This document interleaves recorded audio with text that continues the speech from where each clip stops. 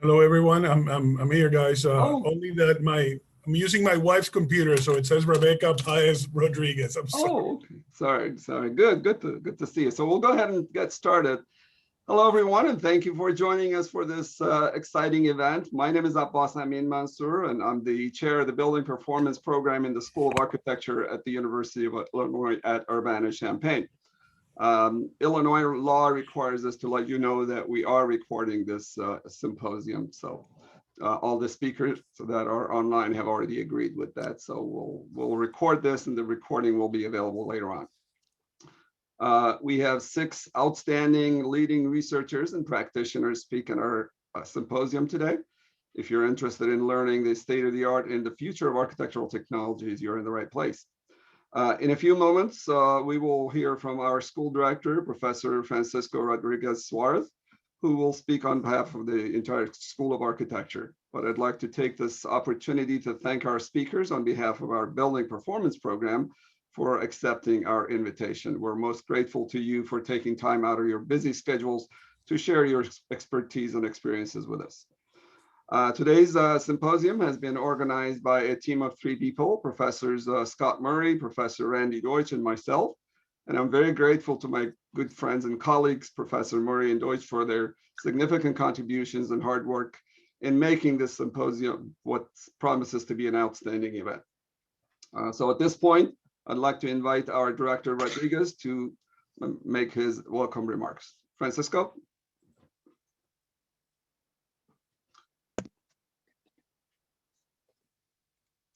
You're muted, I think.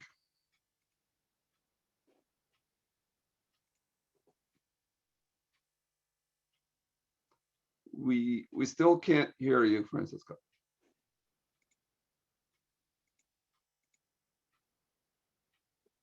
There we go. I couldn't do it before.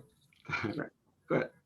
Good afternoon, everyone. Thank you, Abbas. Thank you so much, and welcome to this important symposium today on a beautiful Friday. On behalf of the academic community of the Illinois School of Architecture, I wanted to give you all a welcome and congratulate those who are participating today. I like to say that historically, one of the beautiful aspects of an architecture school is that it aspires for a unifying paradigm between two worlds that are seemingly in conflict in academia, the arts and the humanities and the sciences and the technologies. And some of the schools gravitate more to one side or the other, and certainly our case. I'm glad to say that historically our school has had a strong, very strong area of science and technology through its building performance group ever since its beginnings as an architectural engineering program following the Polytechnic model.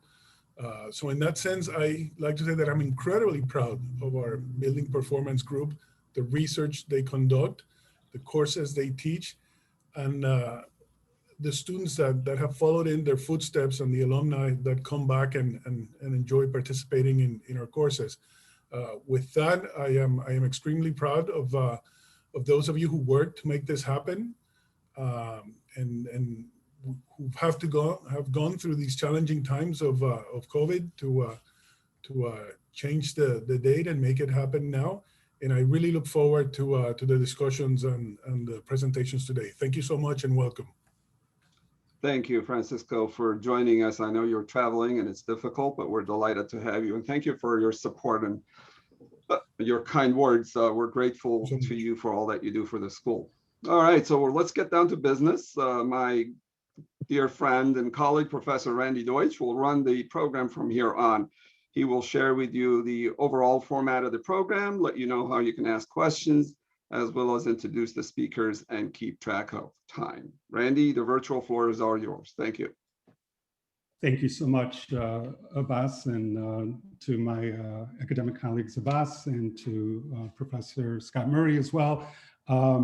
Thrilled to be with you today to help facilitate this discussion. Couple items just to keep in mind for those of you who are looking for continuing education AI learning units. Keep an eye out for an email from us. They are pending, they're in progress right now, and we'll send an email in the coming days with an opportunity to sign up for those units.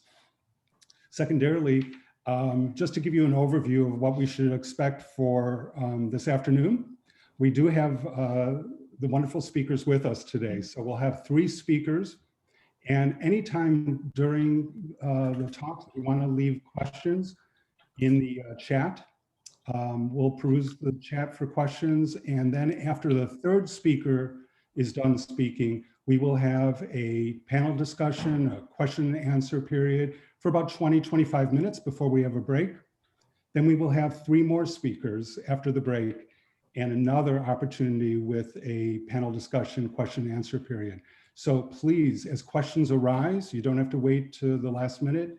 Please put your questions in the chat for our speakers. The questions can be posed for an individual speaker. It could be posed for all 3 speakers.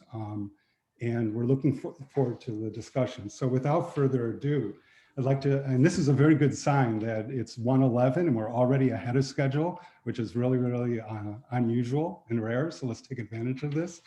Our first speaker is Ayla Akshamia, lead AP, BD&C, and also CDT. She's an associate professor at the University of Massachusetts and a building technology researcher and associate at Perkins & Will. Her research expertise includes building science and sustainability, emerging technologies, digital design and representations, and innovations in architecture. She's the author of 2 exceptional books, very important books that if you haven't had the opportunity to read, I highly recommend that you do. We have copies of each in Bricker Library. Integrating Innovation in Architecture Design Methods and Technology for Progressive Practice and Research, and her other book, Sustainable Facades, Design Methods for High Performance Building Envelopes. An alumna of our program, Dr. Akshamia, has contributed to several other books and has published over 70 research articles. She's a founder and editor of the Perkins & Will Research Journal, which I recommend you look up. It was established in 2009 and comes out 2 times a year. It's a peer-reviewed publication. So without further ado, Ayla, the floor is all yours. Thank you so much, Randy, and thank you for the invitation. I'm so happy to be here virtually. And thank you to all of the participants for joining us today. So let me share my screen.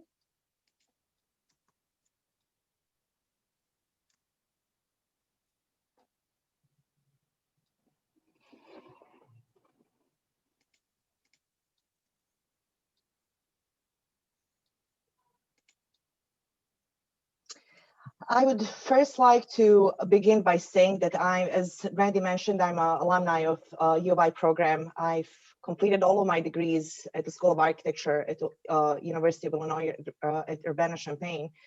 And I would have to say that I wouldn't be here where I am without the world-class education that I received at the School of Architecture. So I would like to thank you. And I would like to thank some of my professors who are in the audience for giving me an opportunity and building foundations for my future work. So the title of my presentation is Innovation, Future Technologies in Architecture. And the agenda for today, first, I will talk about innovations in architecture.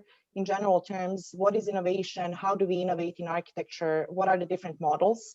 And I will specifically talk about the integration of design and building technology. And I will give specific research examples, focusing on advanced materials, computation, performance-based design, digital fabrication, smart buildings, and regenerative buildings. And at the end, I would like to first discuss some challenges that are facing architectural profession, engineering profession, and academia as well. And at the end, I would like to talk about some of the opportunities. So my research expertise is in high performance buildings, computational design and digital technologies, building science, advanced building technologies and materials, and facade systems. My academic background and professional background is a little bit different than sort of a typical architect. I had an opportunity to work in architectural profession, but I always enjoyed teaching and research side. So I wear both hats as a practitioner and also as a researcher and academic. And that gives me an opportunity to apply a lot of research and research results in architectural profession. And I'm also founder of one of the first research labs in architectural profession, building technology lab at Perkins and Will. So I was the director of that lab for about 6 years before moving to full-time academic job. But I'm still involved in projects in architectural profession. That gives me an opportunity to really look critically into future of architectural technologies, not only from the research side and from the academic side, but also from the professional side as well.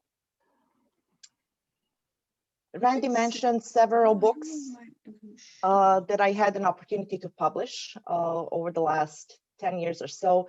The first one was Sustainable Facades that came out in 2013. That book was also translated into Chinese language and published in China in 2018. I also had an opportunity to co-edit a book, Future of Architectural Research. Co-editor was Abbas Amin Mansour and John Haymaker from Perkins and Will. And then that book came out in 2015. In 2016, I published a book on innovations in architecture. And the latest book, Research Methods for the Architectural Profession, came out only 2 weeks ago. And here's a copy, printed copy that I received maybe a few days ago. So let's talk about innovation in architecture and a model for integrating innovation in our architectural profession. So when I was writing the book, Integrating Innovations in Architecture, I had an opportunity to interview a very large number of architectural firms and engineering firms located here in the US, Canada, but also globally as well, because I was trying to find out what is innovation in architecture and what are the different models. During the kind of research stage and preparation of the manuscript, some of the firms that I interviewed are extremely known, large-scale firms, but some of the firms were extremely small as well. 2-people firms that do innovative work, because I was trying to kind of address the question how to be innovative in architectural profession, regardless of the firm size. So what I found out is basically shown in this particular slide. Innovative firms integrate research and development with design, and then they also create a culture for innovation. So in terms of research and development, it's extremely important to look into new materials, new building technologies, construction techniques, but also integrate that with the design. And in terms of the design and innovations in design, I see that computation, digital technologies, and BIM are creating a paradigm shift in our profession. At the same time, innovative firms need to invest and create a culture that supports research and development and innovative project delivery. So regardless of a firm's size or building typologies that they focus on, these are some of the overarching characteristics of innovative firms. So the properties and characteristics of innovation in architectural profession is also summarized here. Integration of design, methods, and technology is kind of an overarching theme that we see reoccurring in innovative firms. Also, technical aptitude, analysis, and research-based design, and then communication and dissemination. For innovation to happen, it's extremely important that we integrate research and development into the design process. But at the same time, we have to be quite transparent. We have to share results of those research studies, because if firms only keep those results for themselves, we're not influencing the entire industry and we're not changing the entire industry. So as Randy mentioned, I was the founder of one of the first research journals coming from the architectural practice, Perkins and Will Research Journal, which is publicly available, open to everyone. And over the last decade or so, we have been publishing high quality research work coming from the architectural profession. So what are the different ways to integrate research into design practice? There are essentially 3 different models. The first one is what I call an internal model. where the research arm is part of the design, architectural, or engineering firm, and it's integrated into the practice. So it can focus on projects and research studies that basically benefit that particular organization. The external model is where we might have a design firm collaborating with an external R&D entity, research university, national lab, nonprofit organizations that conduct architectural research. In this case, we have a relationship between the industry and the academia or research organizations. And a hybrid model is where we might have a nonprofit entity. So for example, Perkins & Will has a nonprofit entity called Area Research. And the primary focus of Area Research is to dedicate its time and resources and investigations on longer term projects that may not be directly tied to a specific architectural project, but may influence research and development of new knowledge for the entire industry. Another really important aspect that I would like to briefly discuss is the financial aspect and value of innovation. Research and development takes time, effort, and money. And unfortunately, in our profession, we're typically limited in terms of the time that we have to spend on research and development, and we need investments. But I would like to argue that the results of R&D efforts create value for any firm that engages in research and development, because it influences innovation, and then in the long run, it may influence business performance of that particular organization, but also it can create change in our industry and profession. So now I would like to focus on a couple of examples, and especially from the research side, in terms of relationships between innovation, design, and technology.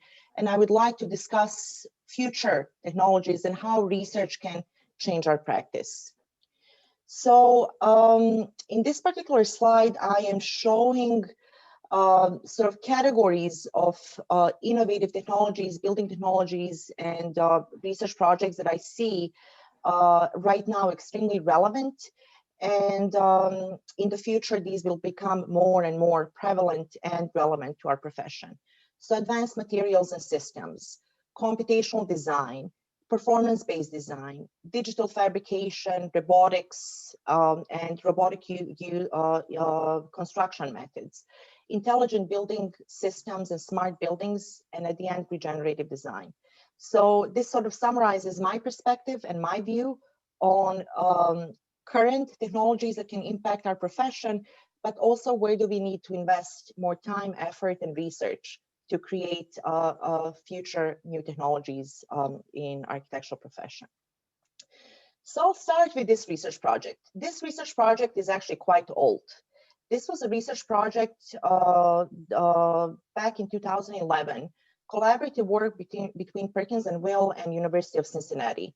And our research objective was to integrate parametric design with building performance simulations to drive facade design decisions. What was quite interesting about this collaboration is basically the external model for integrating research into practice was used, because we formed a partnership with university, and we worked with students on this particular research project.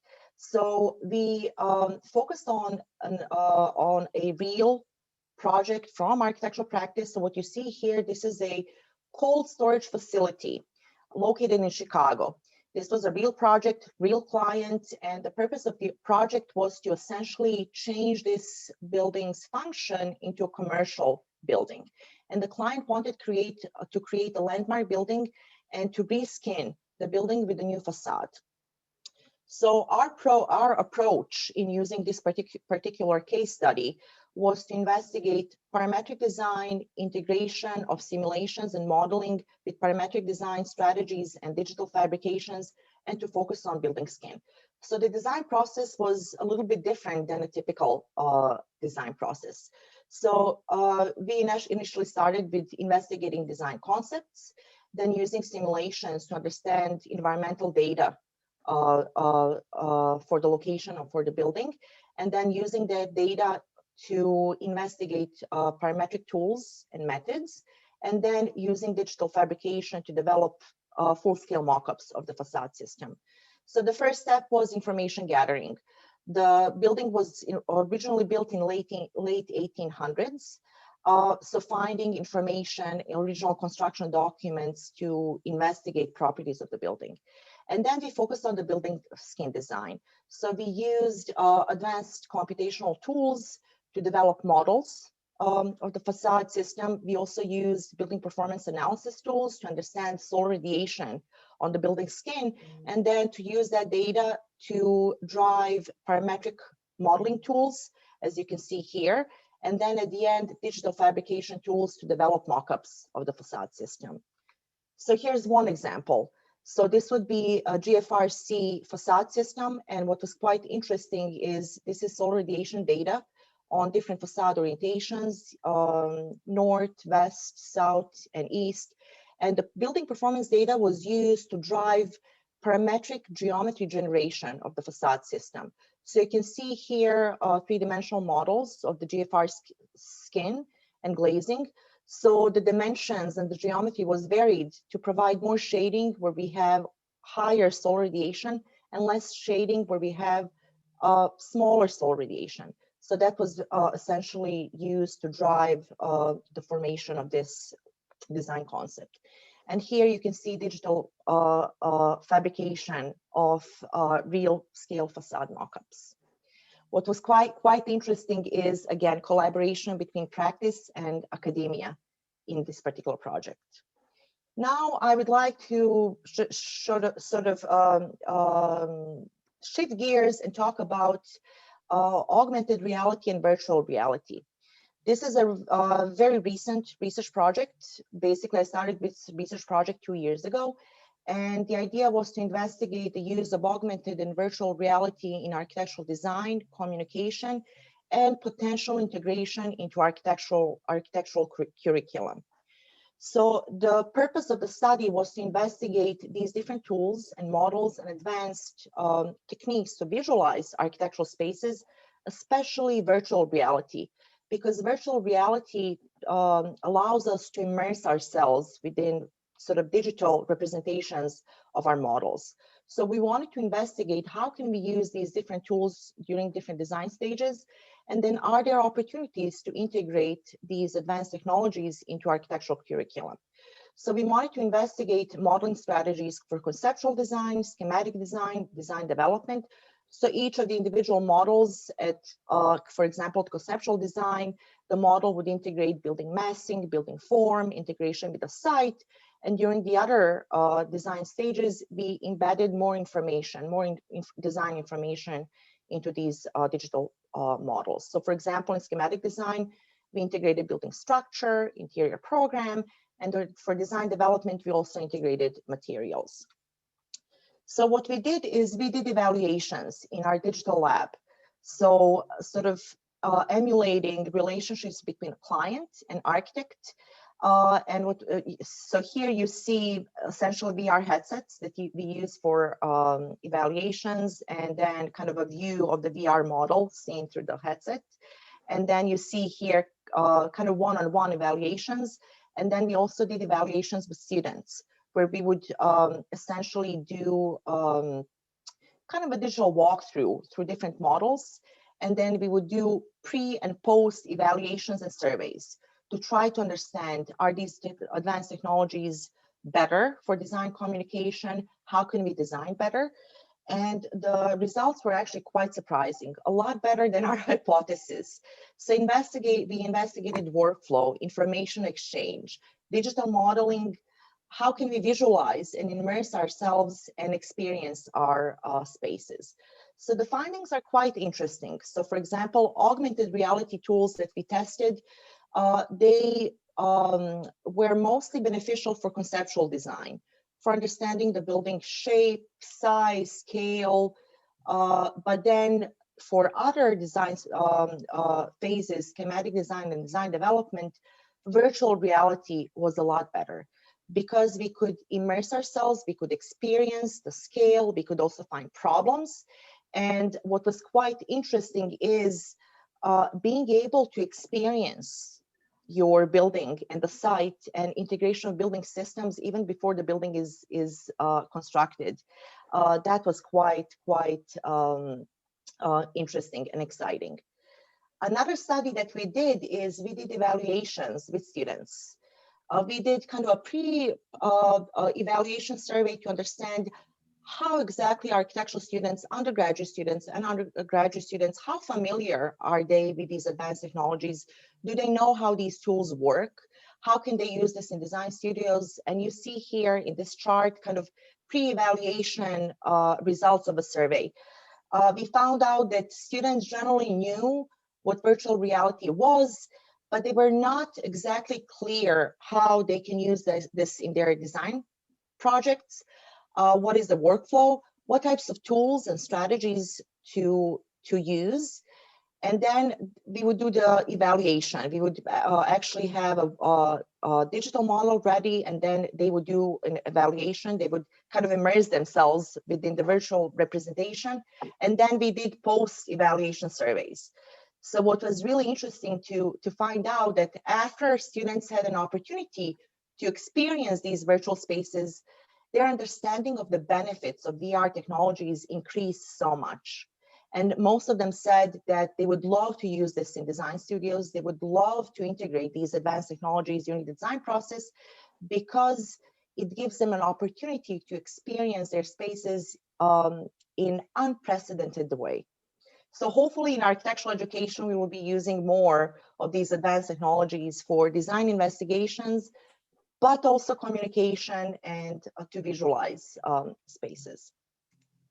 Another research project that I would like to discuss focuses on advanced materials and smart buildings. This is a collaborative project with the Department of Electrical and Computer Engineering here at UMass. We started this work probably 6 years ago, and the research objective was to develop active building skins, facade systems that provide heating, cooling, and that generate electricity. So we use smart materials called thermoelectrics to investigate potential of integration of these smart materials into building skins, because they can, based on temperature gradient, these materials can produce heating or cooling or electricity. But our idea was, if you think about buildings, we always have temperature gradient between the exterior environment and interior environment. So our initial concept was, if we integrate these smart materials into building skin, can we use them to provide heating, cooling, or electricity? So the study began by an experimental study, because right now we don't have simulation tools that can sort of investigate this advanced technology. The technology did not exist. So we started with low fidelity prototypes that represent kind of a generic building skin. And here you can see integrated thermoelectric modules and then heat sinks. Because typically in a facade system, we want to provide a lot of insulation. We want to improve thermal performance. For this type of advanced system and material, we want to increase heat transfer. So we built 2 prototypes that we tested in ambient conditions and also in a thermal chamber. So we use a thermal chamber to represent different exterior conditions that may be found in different locations.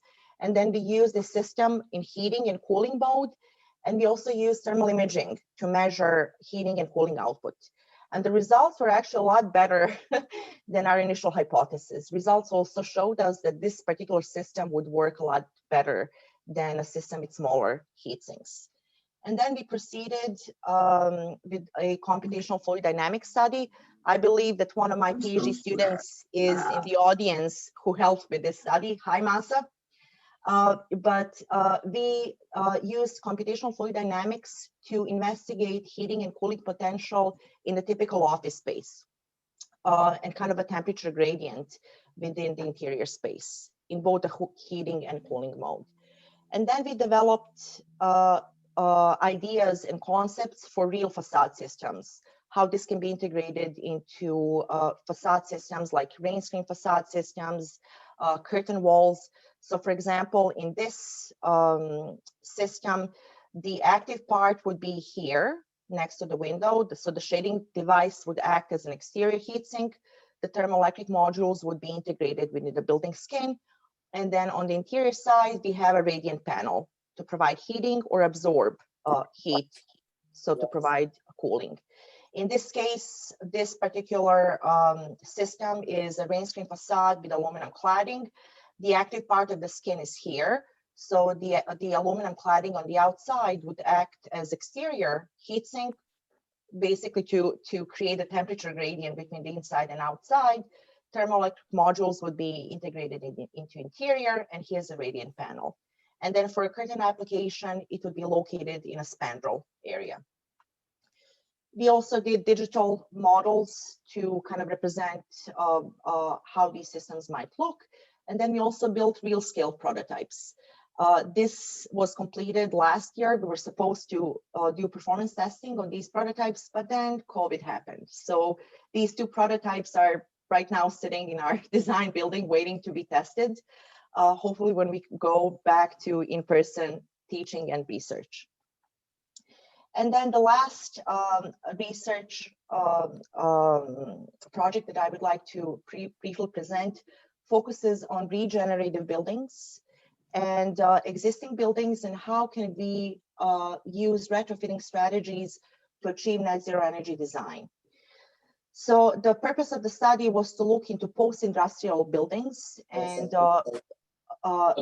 strategies that can improve their performance and to achieve net zero energy goals. So this particular building is located roughly 20 minutes away from our campus in a city called Holyoke. This is how the building currently looks. It was also built in late 1800s and then retrofitted several times throughout the history, 1920s, 1960s. Right now, only 10% of the building is actually still used as a commercial office space. The rest of the building is just boarded up and not used at all because it's in a very bad shape. This was our design solution. So keeping what we could maintain, and then retrofitting what needed to be retrofitted, and then adding a new building program, essentially adding a new commercial floor that you can see here. So these are the strategies, the original building, and then the retrofitted building. We had to look into existing structural system to see how can we add a new component to the building, what can we maintain, what do we need to change. And then sustainable and net zero energy strategies are summarized here. So we essentially opened up the building massing to provide more daylight. We also relied on natural ventilation for the new office part. Also using solar energy, wind turbines to meet the net zero energy goals, and looking to water use as well. The building is located right next to a canal and Connecticut River. So one of our approaches for integrating renewable energy systems was to integrate hydro energy, but also biomass heating, and then solar and wind power to meet the net zero energy goals.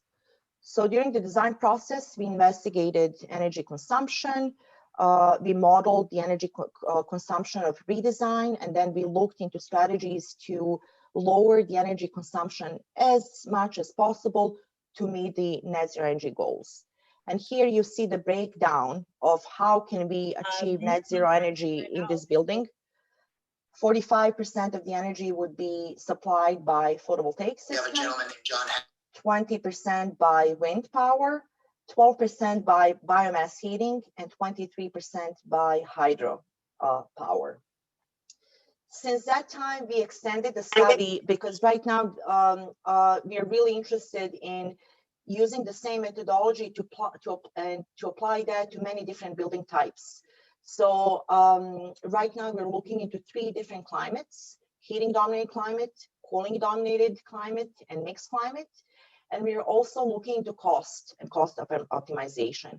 So rather than focusing on one particular case study, we're developing models of typical commercial buildings in different locations and climates, looking to their characteristics, properties, and then we're conducting energy modeling to see impacts of different retrofit design strategies and optimization of renewable energy resources.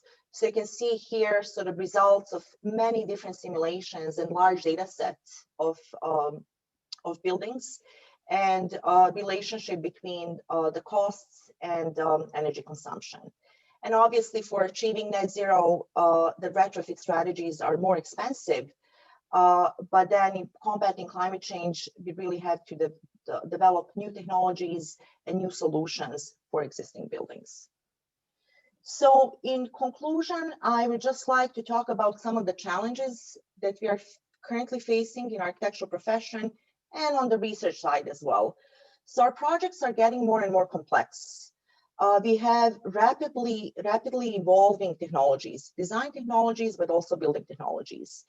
It is also difficult, extremely difficult to innovate in architectural profession. Although majority of my talk has focused on advanced technologies and innovations, based on personal experiences, I can tell you that it's extremely hard and difficult to innovate because of risk management, being the first one to integrate a new technology and so on, and the necessity to integrate research into design process.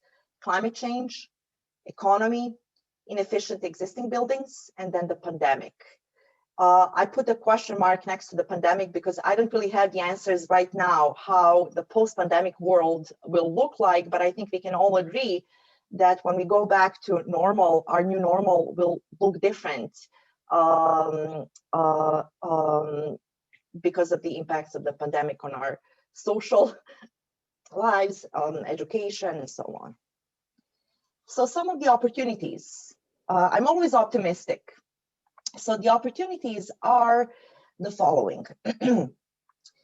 I see that the advanced building technologies are solutions for some of the described challenges, and especially in looking into existing building stock and applying regenerative strategies to combat climate change.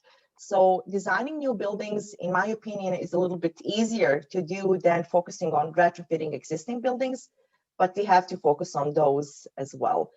Intelligent building systems and smart buildings is kind of an ongoing research area that I see as one of the potential solutions, but we definitely need more work. We need new technologies, we need more research, more examples and integration with real architectural projects. Computation, fabrication, robotics, and then at the end, integration of research with practice. I think without research and development, it's extremely hard to innovate. And with that, I would like to thank you. My contact information is here, so if you have any follow-up questions, feel free to email me. But at the end, after two other speakers present their presentations, I will be happy to answer any questions. Thank you. Thank you so much, Ayla. And we do have questions for you, so thanks for mentioning that as well. I want to take this opportunity, since we're still a minute or two ahead of schedule, which again is very rare, almost never happens, to thank all of those of you who are here, who are attending, who make this possible for our school. And this goes for all the attendees from here in the United States, in Chicago and on campus, as well as those around the globe, including Iraq and other countries. Alums of our program, of the 126 plus attendees right now, we have practitioners, guests from the public as well, and esteemed professors and academic colleagues of ours. Thank you all for being here. It really means the world to us. A little reminder for those who just joined us a few moments ago, please mute your mics while the speakers are speaking. And without further ado, I also want to say to Ayla, a wonderful talk. I would love to say that we were prescient in having you go first because you gave the perfect opening talk that provided an overview of the topic. But the reality is just from an alphabetical standpoint, you went first. But now you made us look very, very good. So thank you. And next, we have another speaker who also, like Ayla, bridges the practice side and academic side as well. Liz Martin Malikian is a professor of architecture and chair of the undergraduate thesis College of Architecture and Construction Management at Kennesaw State University in Atlanta. As an academic practitioner, Liz entered higher ed full-time after 18 years of architectural practice and in 2004 as the Paul Rudolph Visiting Professor of Practice at Auburn University. Since 2006, Liz has taught at Kennesaw State University College of Architecture and Construction Management, formerly Southern Polytechnic State, in Metro Atlanta, where she examines the connection between teaching, research, and creative practice. As chair of KSU's Thesis 3-course sequence, she was awarded the 2019 ACSA AIA Practice and Leadership Award, of which last week there was their conference, for her efforts in coordinating undergraduate thesis exploring, quote unquote, is doing architecture, doing research. Liz is currently editing a companion to architectural research for Routledge, the publisher. Recently, she was awarded an NEA Challenge America grant in 2019, a NEH Collaborative Research grant in the same year, and a Curriculum Development grant from the Precast Concrete Institute, PCI Foundation in 2020. Thank you, Liz, for being with us. Great, and thank you for such a nice introduction. I'm like, well, where'd you get all that information?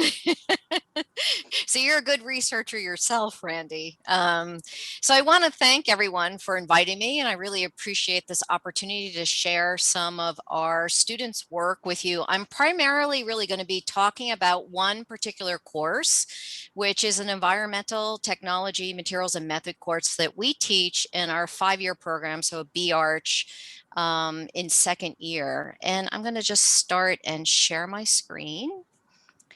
And hopefully everyone can see that. So I'm going to assume we're good. And so essentially we have in our 2nd year, we teach a materials and methods class, and we look a lot at material properties, computational design, and digital fabrication. And there are 3 faculty that teach this one particular course. And we each overlap on a module where we do experiential learning and hands-on learning, where we hands-on make things related to wood, steel, concrete, and a polymer. And we go back to, as Randy had mentioned, originally our school was called Southern Polytechnic State University. And it was, as your dean had mentioned, in the Polytechnic tradition where hands-on and Bauhaus kind of pedagogy became really important to the foundation of the school. And in 2015, the state of Georgia had a strategy to merge a whole bunch of different universities to help reduce funds, apparently. And so instead of having multiple presidents, they'd be able to cut them in half. And so we merged with Kennesaw State University. And that happened in 2015. And all of a sudden we were a research university. We weren't a teaching university. We had to change the way we started thinking about teaching. And so it became a really good opportunity for us to really look at the pedagogy and how we ended up looking at our curriculum. But originally, we were just like many universities. We looked at Ed Allen as kind of the fundamentals of building construction and looking at materials and methods, and used his book as kind of like the Bible or the textbook kind of for this particular course. And the first time he published this was in 1986. And it's up to its 7th edition. And what I find really interesting about it is that it started out in 1986 with 743 pages, and it weighed 4 pounds and 4.45 pounds. And progressively, they started to put new additions in. And by the time it was up to the 6th edition in 2013, the book got to become 1,024 pages, and it weighed 5.41 pounds. So progressively, knowledge started to get added in when it became to looking at building construction. So things about sustainability and preservation were added in, especially about sustainability. And so from 86 all the way to 2013, there were hundreds of pages that were added in. And then the most recent edition, the 7th edition, was in 2019, and it surprisingly got shrunk down and edited and streamlined a little bit more. And so they reduced the pages down to 944, and yet it ended up weighing more. I don't know why. I just find this all really interesting, that the notion of knowledge from 1986 to 2013 ended up weighing a whole lot more. And the pages started to get reduced as we were moving forward and learning more about building construction. And so sort of like if you look at Ed Allen as kind of the guru of this particular course that is taught throughout all universities, he recently passed last year, and now the Building Technology Educator Societies is offering a student award, one per every university, for a student that really excels in building technology or environmental technology. And not, it's a thesis award or a student that graduates, but it's supposed to be a student that through the course of their whole academic career really excelled at these types of research and interests. And so as we move forward, we ended up evolving this course and making a little bit more of it, turning into it not only just a foundational course, but a research course. And so again, we started to, the primary things that students learn would be construction methods and properties of wood, concrete, polymer or glass, and as the foundation, and then more sustainable materials and innovative materials started to get added to the mix. And so at the end of each of these sequences, we would have a student make something. And so we ended up developing a module that students would just have a lab week. And so each class would go in the lab or the wood shop and fabrication lab for 1 week and make a wood tile out of 15, that was just 15 inches by 15 inches, a concrete mold, and a polymer, which would be a vacuum form plastic form.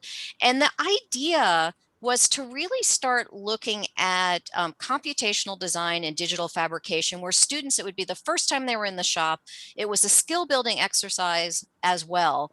And so students ended up for the first time using the computer in the first semester of second year. And this was the exercise where they really started to learn how to use fabrication equipment. And so we applied for and received a Precast Concrete Institute studio grant.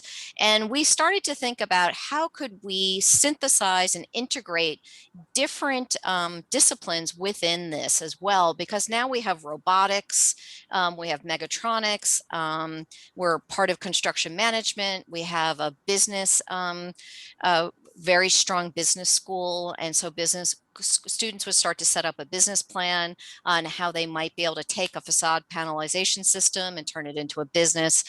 And so we ended up turning this studio grant that we received into more of a curriculum development grant. And so we started looking at integrating precast and threads of constructability, complexity, constraint into the whole entire curriculum. And so you can see here, this is the one course that is stage 1. And this is our first year with this grant. And so it's about $100,000 spread over 4 years, but now we have industry partners that match the grant as well. So it opened up opportunities where students were not building, were not paying for their own materials. And so we had the luxury of being able to be a little bit more ambitious and use more innovative materials and start experimenting with looking at fast tracking ideas of fabrication and making, all in this one class. And then the next stage that the students would go to is, which is this semester, is students would take, it was a co-requisite. So now I teach studio on Tuesday and Thursdays for the first time in our university. And the students go to concrete structures with an engineer in the morning. And then in the afternoon, they come to the studio that I teach and they learn about, and then we're designing a total precast building. And then students move on to the 4th year and they learn about pro practice and cost estimation. And part of the module is looking at a precast building versus a wood building versus a steel building and the different costs related to it, and the construction process is related to that. And then the only one new course that we're going to add in either students' 5th year or the 2nd semester or the 1st semester of their 4th year would be advanced production of precast elements. And it would really develop a one-to-one module, a one-to-one built example of a facade panelization in the corner of a building that our industry partner Metromont is going to build on their in their fabrication facilities. And it's going to be taught along with mechatronics and robotics, so that we'll mostly be working with robotics. Our students will actually be in the engineering building taking that course and will be co-taught. And so we're really started to look at how can you bring in environmental technology, or this class that's kind of based on Ed Allen's textbook, and bring in threads of constructability, complexity, constraint. What does this all mean in a more fabricated, fast-paced world that now we live in? And so originally, the Polytechnic version really looked at the Bauhaus curriculum. And so we looked a little bit closer at that, and we started to say, how can we add to that? So we didn't want to remove anything, but we needed to add to it. And then how do you do that in the same amount of time? And so we really looking at materials exploration and the ideas of ideation, fabrication, and parametrics. And so we started to say, how do you take materials associated with one application and translate them to another? And so students would then now, with this new assignment, they would design one tile or one surface that had a certain 2-inch depth, and they would design the same exact surface design in wood, and then also in concrete, in a polymer. And then we would actually go to the steel. We have in the engineering department a class where they're teaching automotive to design and fabricate a driverless car. And so they have a really incredible shop where students could actually weld connections. So we have students doing that as well. And so how can you start using those tools? So the first step would be ideation. And so we borrow from Tom Kelly, the partner of IDEO, his definition of ideation, or ideate, which he believes is the 3rd step in design thinking process after emphasize, or gaining user insight from research and observation, and then define, which is finding links and patterns within those insights to create a more meaningful and workable problem, statement, or point of view. And so we started to look at ideation. What does that mean today, and how, when students are making the transition early on in the foundational years, how do you make the transition to analog or hand drawing into going into the computer and still thinking similarly, and how does that affect the design process? And so at first, we had students sketch ideas about where they're developing this surface, parametric surface making tile, or ultimately how it would be applied in a design sense. What were they building it upon? So we had some students that looked at mud flats, that looked at bubbles and shapes that are found in nature, sketch them and start getting influenced by that or inspired by that, and then start making something that they could make 3-dimensionally with the help of a CNC router. And so in terms of parametrics, we borrow from Menges, his 2011 quote, that the dominant mode of utilizing computers in architecture today is that of computerization. Entities or processes that are already conceptualized in the designer's mind are entered, manipulated, or stored on a computer system. In contrast, computation or computing as a computer based design tool is generally limited. The problem with this situation is that designers do not take advantage of the computational power of the computer. So we started to look at how could students early on, from the first step of using fabrication equipment, start really understanding the power of the computer and how it's going to affect their method of making and thinking. And so here's just some examples of some of the student work, how they started to look at notions of looking at a grid, variating it, and developing a three-dimensional form that could be repetitive, and then the surface that could actually be molded because of the computer. And so here's just some examples of some student work, and then developing an STL file, learning how the computer speaks to it, and doing some tests, and then finally getting approved to make their final project. And so then they would move on to fabrication. And so that we looked at two people that kind of helped us define what fabrication would be. And so we looked at Curry, Snyder, and Wing. And so computational thinking is the thought process involved in formulating problems and their solutions so that the solutions are represented in a form that can be effectively carried out by information processing agent, which would be the fabrication part. And then Thomas Wiskine, who says fabrication techniques, engineering dynamics, and material science are part of an integral design process. So today they're integrated. You really can't live in making today without integrating in the design process these notions of fabrication. And so here's just some examples of the students' work. They learn about undercuts, how to do drawings where it actually can successfully become a mold to be able to do an inverse mold to be able to pour different types of concrete. Here's an example in the center that's blue where a student chose to take their polymer and actually in their backyard, they got a blue dye and started tinting it and started experimenting with that. And we ended up where they started to understand about draft angles, what was successful and what wouldn't be when making this into a concrete example.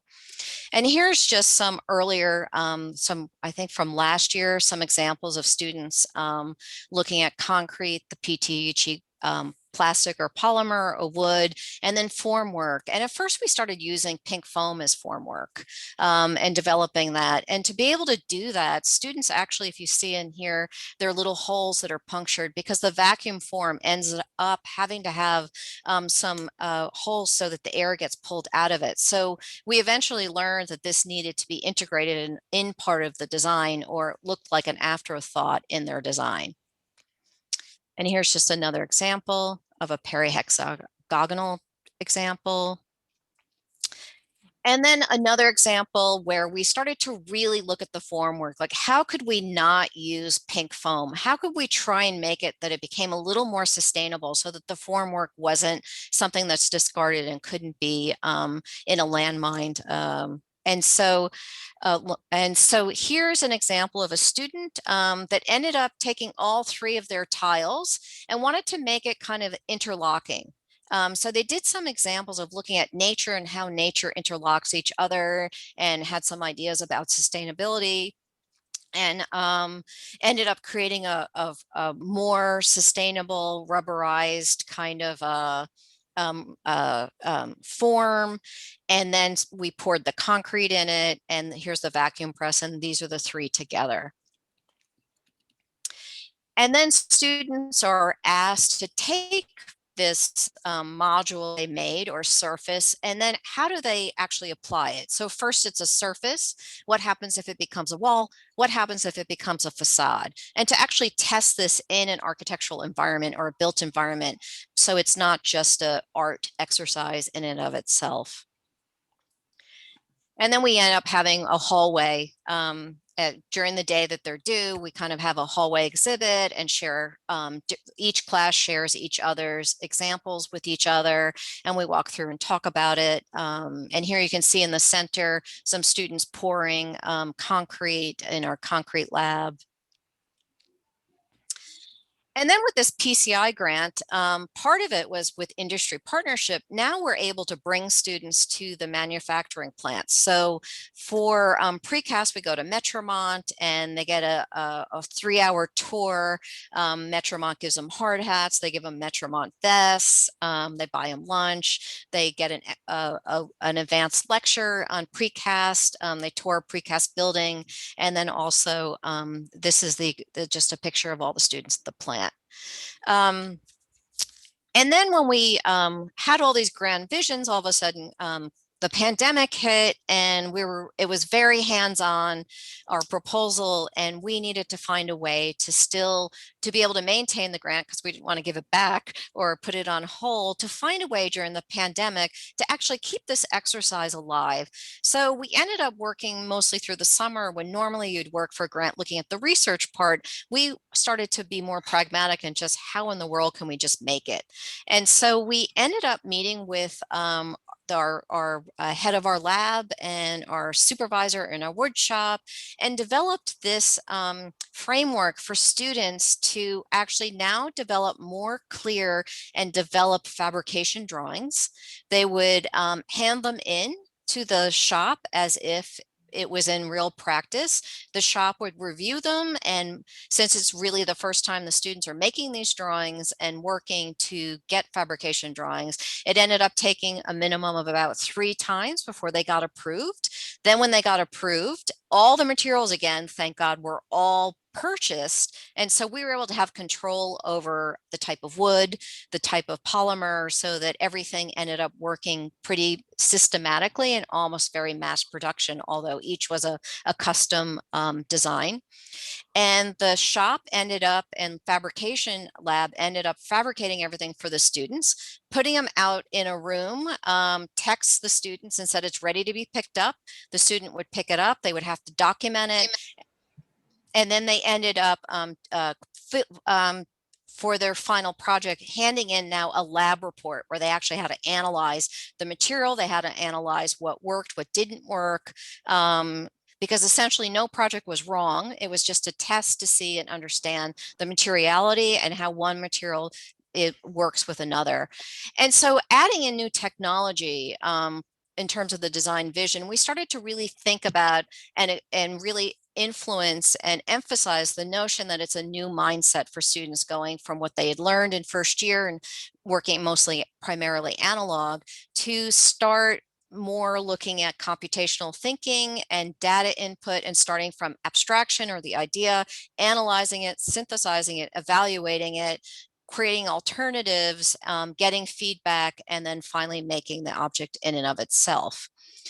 And so here are some examples from this past semester where students on the left, it shows their inspiration parameters that they'd set up in different varieties, their iterative process, and then their final object.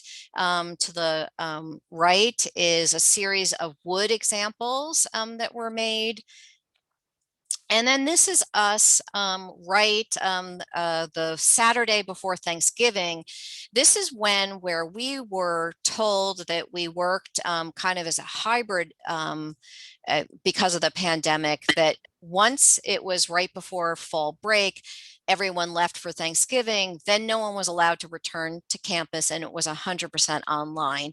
So all the students and everyone agreed to give up that Saturday so that it didn't conflict with any of their other tests or any other thing. And we had 96 students show up at 7 in the morning and on their first day of vacation, quote unquote, with their molds to pour concrete. And this time we poured 2 types of concrete. We poured a rubberized concrete that had ductility to it that would primarily be used for facade panelization. For example, Morphosis Designs Perot Museum uses this. And luckily for us, their US headquarters is a German company, is in Athens, Georgia, about 2 hours from us. And so they arrived with all the materials. Metromont allowed us to use their fabrication facility when they were not using it on a Saturday. And they made concrete, regular concrete for the traditional concrete for the students, and all the students poured on a vibration bed. So after they poured, the vibration bed ended up going they ended up putting in, they made these wire forms to show the students how reinforcement would work. They got a lecture about it, and it ended up being an incredibly great experiential hands-on experience for the students, especially during the pandemic when social isolation was a big issue. And the only reason why we were able to do this hands-on is they had enough square footage actually at their manufacturing plant where students could be 8 feet apart. And then here are just some examples of this last year, where they ended up making fabrication drawings, and they were fabricated by the shop. And then this is just all the students' names and everyone that ended up participating. So we ended up to be able to do this. We had 3 faculty, we had a shop team of 3 people, and 3 industry partners. And so that's it. So thanks so much for allowing me to share all this with you. And I will pass it back over to Randy, and wait for questions later. Thanks so much. Thank you, Liz. That was absolutely fantastic. And as somebody who teaches a similar course, it's heartening to see, always to see how others set up their courses and successfully complete them as well.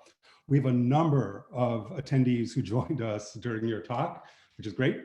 And they probably heard how great it was, and they joined us. So for those of you that just joined us, we're gonna have one more speaker, Rachel, in a moment. I'm gonna introduce her, and then we're going to have a panel discussion with questions and answers. And so as Rachel's speaking, if you have a question, again, please place it in the chat. Thank you again, absolutely wonderful. So as I mentioned, Rachel Michelin is the Vice President at Thornton Tomasetti, and there at Thornton Tomasetti, she heads the local team of building envelope experts. Ms. Michelin joined Thornton Tomasetti in 2005 and consults on building envelope technology, evaluation, and improvement in the company's renewal practice. She is a licensed architect in the state of Illinois and certified with the National Council of Architectural Registration Boards, NCAR. Ms. Michelin is a lead accredited professional with a BD+C specialty credential, a certified building enclosure commissioning process provider, and a certified commissioning authority with building enclosure knowledge requirements. Ms. Michelin plays an essential role in structural investigations, condition assessments, facade examinations, window replacement projects, and renovation projects. She investigates building material and envelope problems and designs repairs for masonry, concrete, granite, limestone, curtain walls, roofing, and waterproofing. Ms. Michelin has spoken numerous times on the subject of the evaluation, repair, and improvement of the building envelope. And she also spoke very recently here at our school in the Discover Architecture program last summer. But most recently, she spoke on building envelopes at the National Institute of Building Sciences Best 5 conference in April 2018. She's an alumna of our program, and we're very much looking forward to your talk, right, Rachel?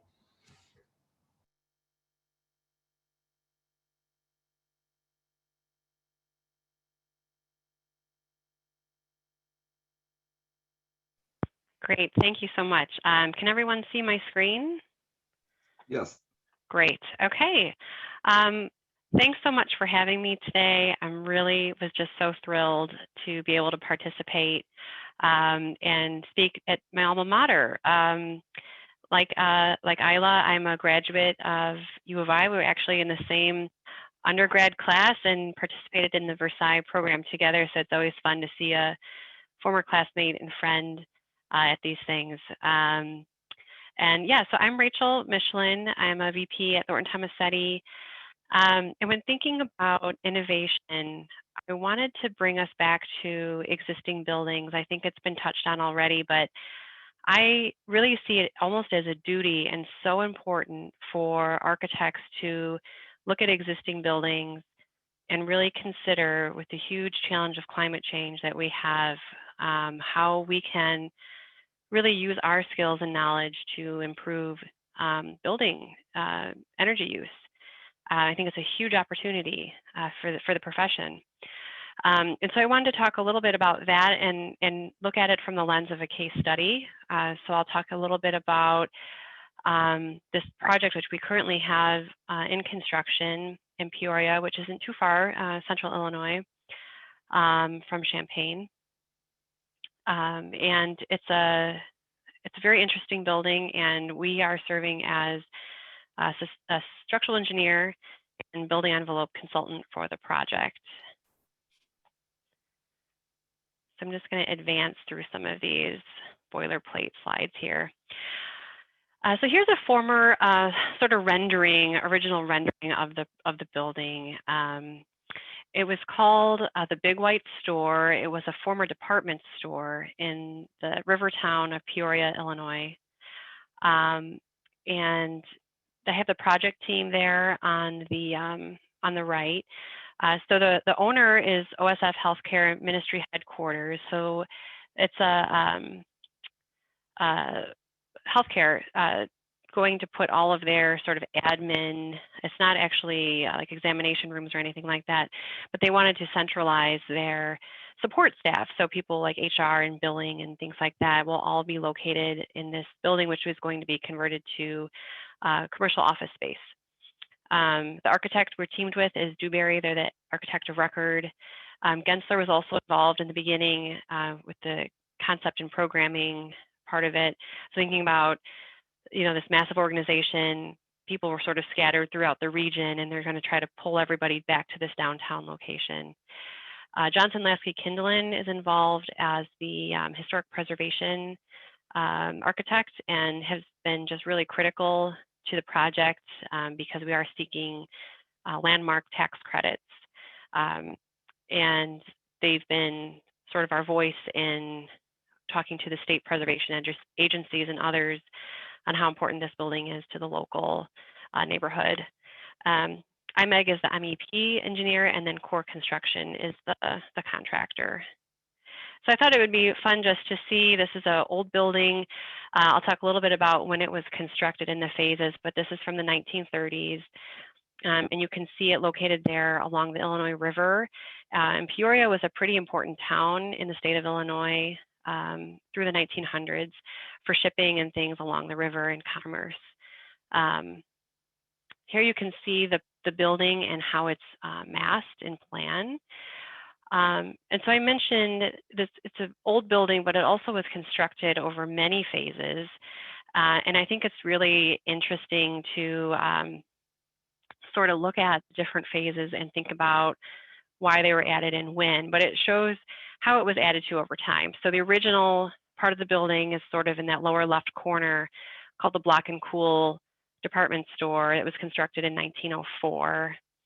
And then they pretty quickly in 1913 and 1916 put additions onto the building. And it's sort of on the facade, it looks very similar, and I'll have some photographs of that, but it really kept that same repetitive look of the building. The building was really unique in that it was the first steel building constructed in Peoria, Illinois, which I know Abbas will love, the shout out to steel. He was my steel professor too. And it was also glazed in terracotta, which was a really, I mean, you think about it as historic now, but it was completely innovative at the time, and used because it was often cheaper than having stone carvers or stonemasons carving each individual piece. They could make molds and do some really interesting ornamentation. Then in the 1930s, you'll see there on the right, the A&P building was added, which is also a shorter building, only two stories, but a really interesting building in that it was one of the very first grocery stores in the US where a person could actually walk around the store and select their own merchandise as opposed to having a grocer find it for you behind the counter. And so I think also very interesting building and historically significant. And then on the upper part of the plan in orange there was an addition in the 40s, which was added for shoes, actually, to have a whole separate section just for people looking to buy shoes. And then in the 1949, in the green there was the parking deck and a small sort of entrance related to the parking deck. And you think about going into the 50s when people were starting to drive everywhere and they needed to have parking for this building. So as you look at each different edition and realize sort of what the focus was on the time, I think it's sort of interesting to see how it grew over time, sort of similar to maybe a present day Target where you want to have a one-stop shop. They tried to add to it and fulfill the shopper's needs. I also wanted to point out here that I mentioned the very beginning part of the building was steel. Some of the later additions were in concrete. So as structural engineer, it was really interesting for us to see the various structural materials, and wanted to note we did not have full set of drawings. So I'll talk a little bit about how to look at a building and figure out what's there and how you can go about verifying that. These I'll just breeze through. I think it's always interesting to see the historic images. On the left there is just sort of that very first view where there's only 4 bays across the short distance, the short elevation, some delivery trucks and other things in the area at the time. Here's some other additions and also a postcard view where you can see they added on in 1913, and it's sort of the building sort of tumbling or spilling down the street towards the river along the long length of the building. They added several bays to it. Here's some images we had of that very first grocery store, the AMP Market. This one was really hard to find photographs of. And so it's one of our best ways if you don't have drawings to understand what the original conditions were. Here you can see in the 1950s, they had added 2 additional bays or I guess vertical strips of windows on that short elevation. They also completely changed the canopies. And they had added the clock at the corner and changed that out over time. You can also see what we call the annex, which was that shoe store to the left of the building, and it's just in this sort of opaque stone facade. And that's really one of the best photographs we have of that entire building. One of the items I want to discuss here when looking at an existing building, especially one as old as this, is that it had often been modified a lot over time. In the 1950s, they chose to strip out all of the original windows and spandrel panels, and they infilled it with this sort of opaque window infill. It was really interesting to find, doing our investigation, sometimes you would find different pieces of steel embedded in the wall, and you'd have to figure out, maybe was it from the 50s or was it original? Is it important? Is it not important? Can we cut it out? So all those things are really interesting things to look at when you're looking at a building like this. And that sort of brings us to our pre-project view. So again, in the 1970s, they modified the facade again, stripped out that sort of 1950s opaque infill, and they put in this like precast panel with exposed aggregate and this vertical strip in each window bay, and then smaller dark windows on either side. The entire base of the building was also modified again. They changed the footprint at the ground level so that you can sort of walk around each of those columns at the ground level and in and out. And so the plane of the building, the exterior wall, was set back 1 bay. And now we're bringing that back to the original footprint. So opening up the sidewalk and looking at what did they leave, what can we work with in terms of structure and building envelope. It's been a really fun one for me, having the background of facade repair and investigation, and also the structural background to do both, because it is very related. So I'll jump into the project itself. I really want to stress how important it is to have a good investigation and a good process to try to learn as much as you can about the building before you jump into repair documents or construction documents. That's not always possible. Sometimes you can get at the building, sometimes you can't, sometimes we can get up and put our hands on it, sometimes we can't.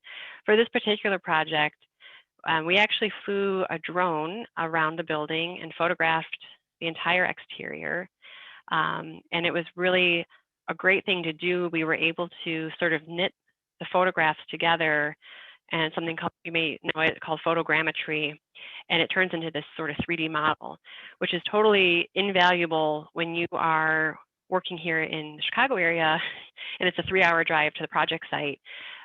You can get into that model and look around, and it's a great way to look at the building again if you need to. So that was a great thing to do. We also had a laser scan done, and we also did some hands-on review. So we couldn't get everywhere. They didn't have it in the budget for us to do a hands-on, what they call a drop, so hanging with a swing stage over the building.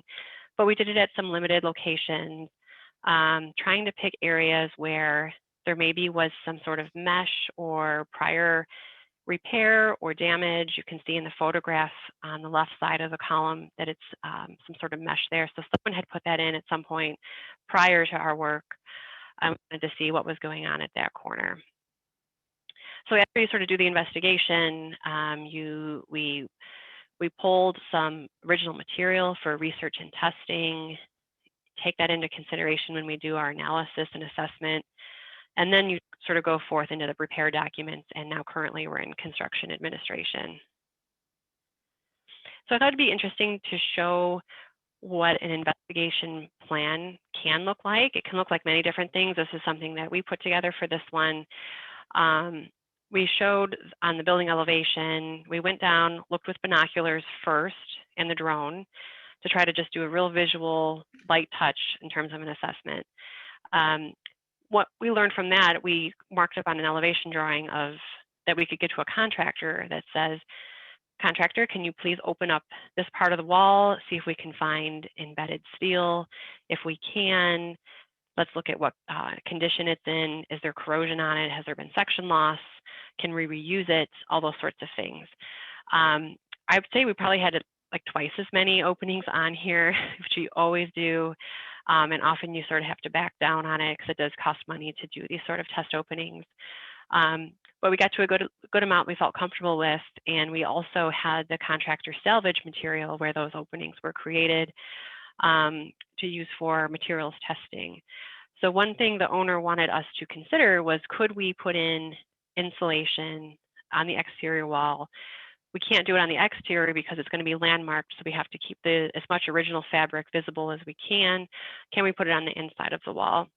And what we really wanted to understand is if we're going to add insulation and sort of isolate the exterior, which was probably in the past marginally heated from the inside, what happens, let's say, for example, during freeze thaw, will that adversely affect the material if it's undergoing these freeze thaw cycles every so often? How will it affect long-term durability?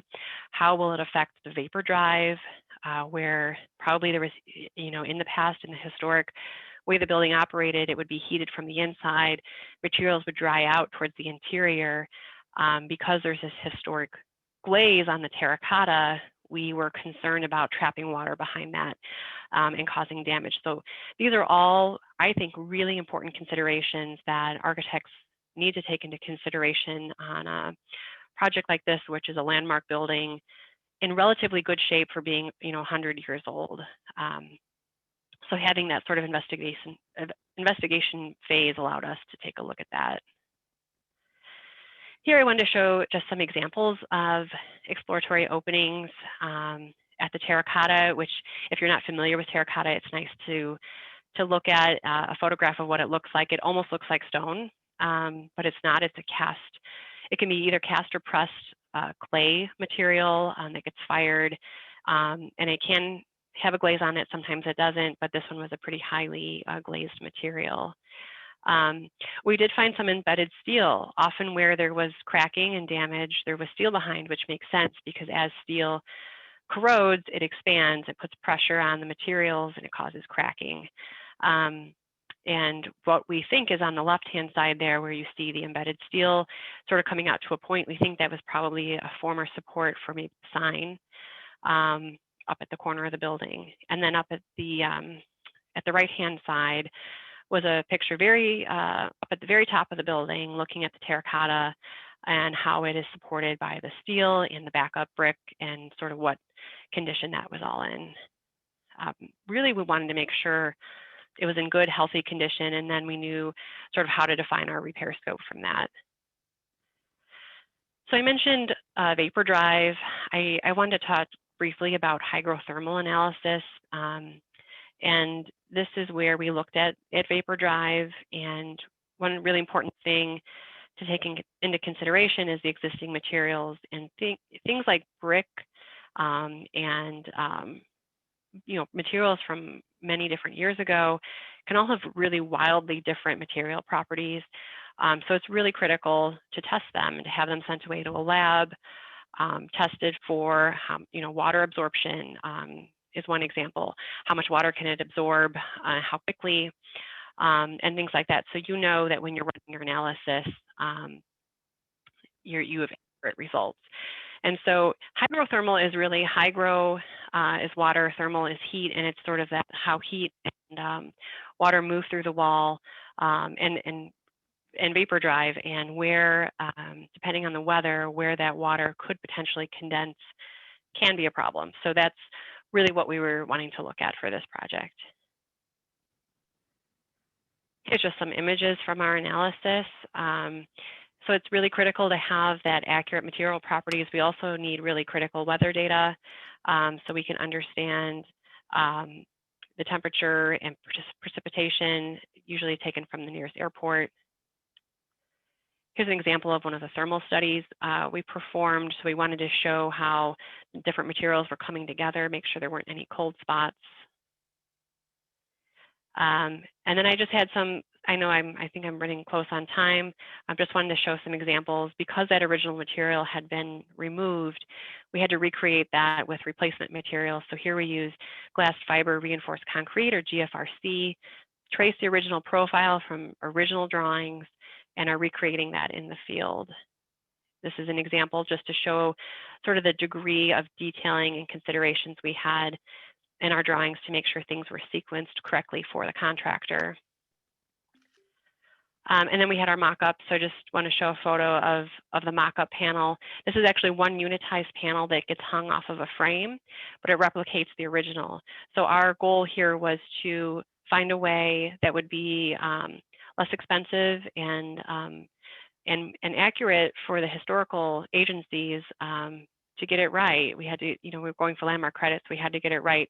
Mock-ups were critical to sort of get their buy-in. And same with the windows. This is our mock-up window. We wanted to look at how it fit in the opening and make sure it met the performance criteria. So here it's actually being air and water tested on the building.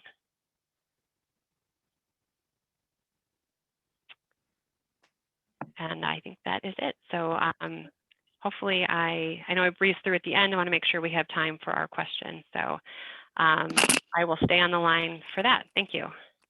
Thank you so much, Rachel. That was excellent. And again, I wish we could take credit for the design of how this has worked out. Isla opened with a great overview, primarily focused on research. Liz followed up with a deep dive into applications of building performance in academia, and Rachel picked it up from there and looked at a project investigation and practice.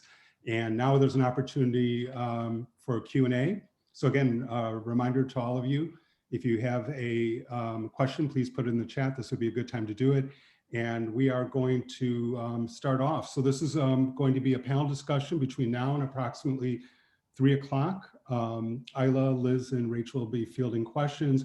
Some of the questions are for specific individuals, but if anybody would like, other than the individual the question was written for, would like to respond, please do so. So this first question is for Isla, and Professor Mohammed Babekri says, thank you, Isla, for your excellent presentation. In my experience, architectural firms, no matter how large they may be, don't have the big budgets to tackle serious research and development, or R&D research, of the types funded by National Science Foundation, NSF, the DOE, DOD, or NIH. The question is, do you think there could be ways in which the architectural industry could collaborate with state and federal research funding entities in order to tackle projects that could impact the architectural practice more than it currently does or happens?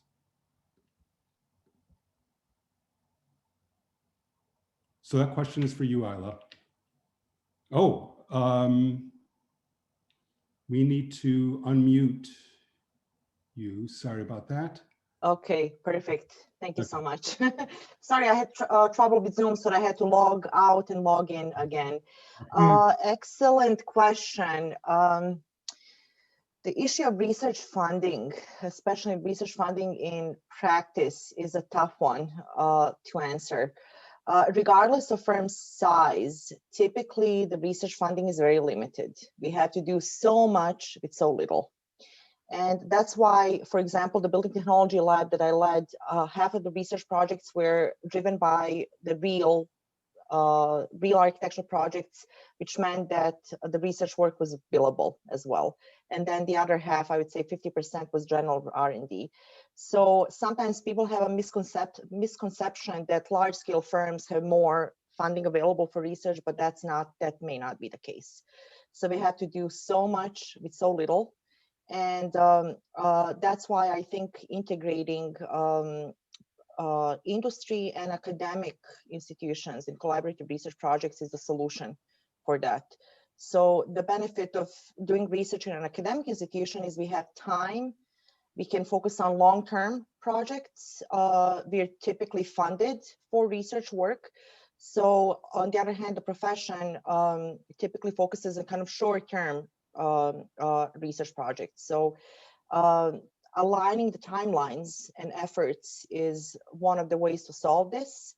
And another issue regarding the federal funding for research related to the built environment and architecture, the problem is that historically speaking, NSF, National Science Foundation, or NIH, have not been so supportive in terms of providing extensive research funding for research relating to the built environment. That needs to change. That's something that I have been working on for the last decade or so to try to persuade, in a way, National Science Foundation, for example, that the research that we do in architecture and the built environment, and especially building science research, is a valid form of research. But we still have way to go. Unfortunately, it's a very difficult, it's a difficult and complex issue. So I know that faculty members are across the spectrum from different academic institutions are definitely working on this, but it's going to take collective effort to try to persuade federal funding agencies that the research work that we do is valid, that it's scientific, that it impacts the society in many different ways, and we need more federal support and more research funding for our work. I always joke that my dad is a physician, retired physician, and I'm an architect. So we always joke like, whose work influences health and well-being of the society? He's not too much into design and architecture, and he tends to think medical field is number one in terms of impacting society and well-being and so on. And then I say to him, oh, wait a minute. I don't think so. Yes, maybe your work influences 1 patient or 5 patients or 15 patients, but the work of architects and engineers impacts everyone. So I think we still have a lot more work to do, and hopefully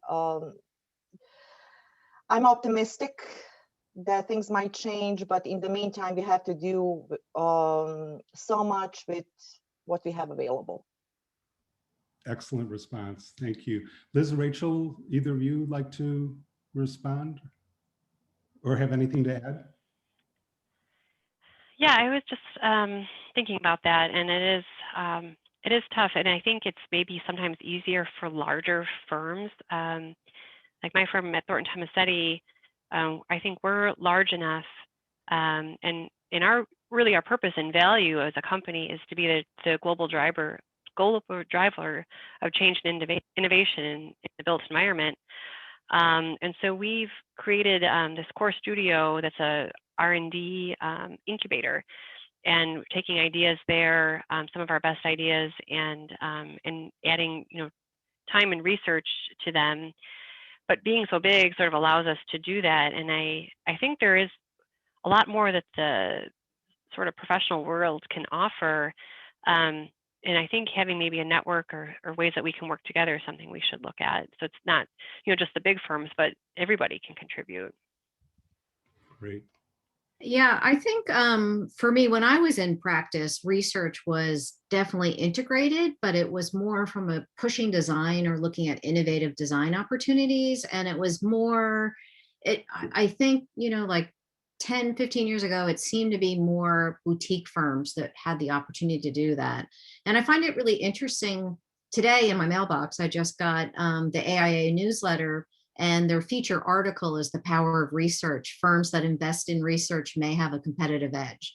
So they're basically saying what, the two other speakers were saying, that now in the profession, whether you're a large firm, small firm, if you don't have a research arm to it, you may be falling behind. And so I find it really interesting. I mean, for me, when the AIA starts saying that, it means it's, it means it's become totally mainstream at this point. And so, and I do really agree. I think that research and thinking about research and how architecture can still maintain relevancy is something that we need to tackle, not only in education, but also in practice in the profession as well.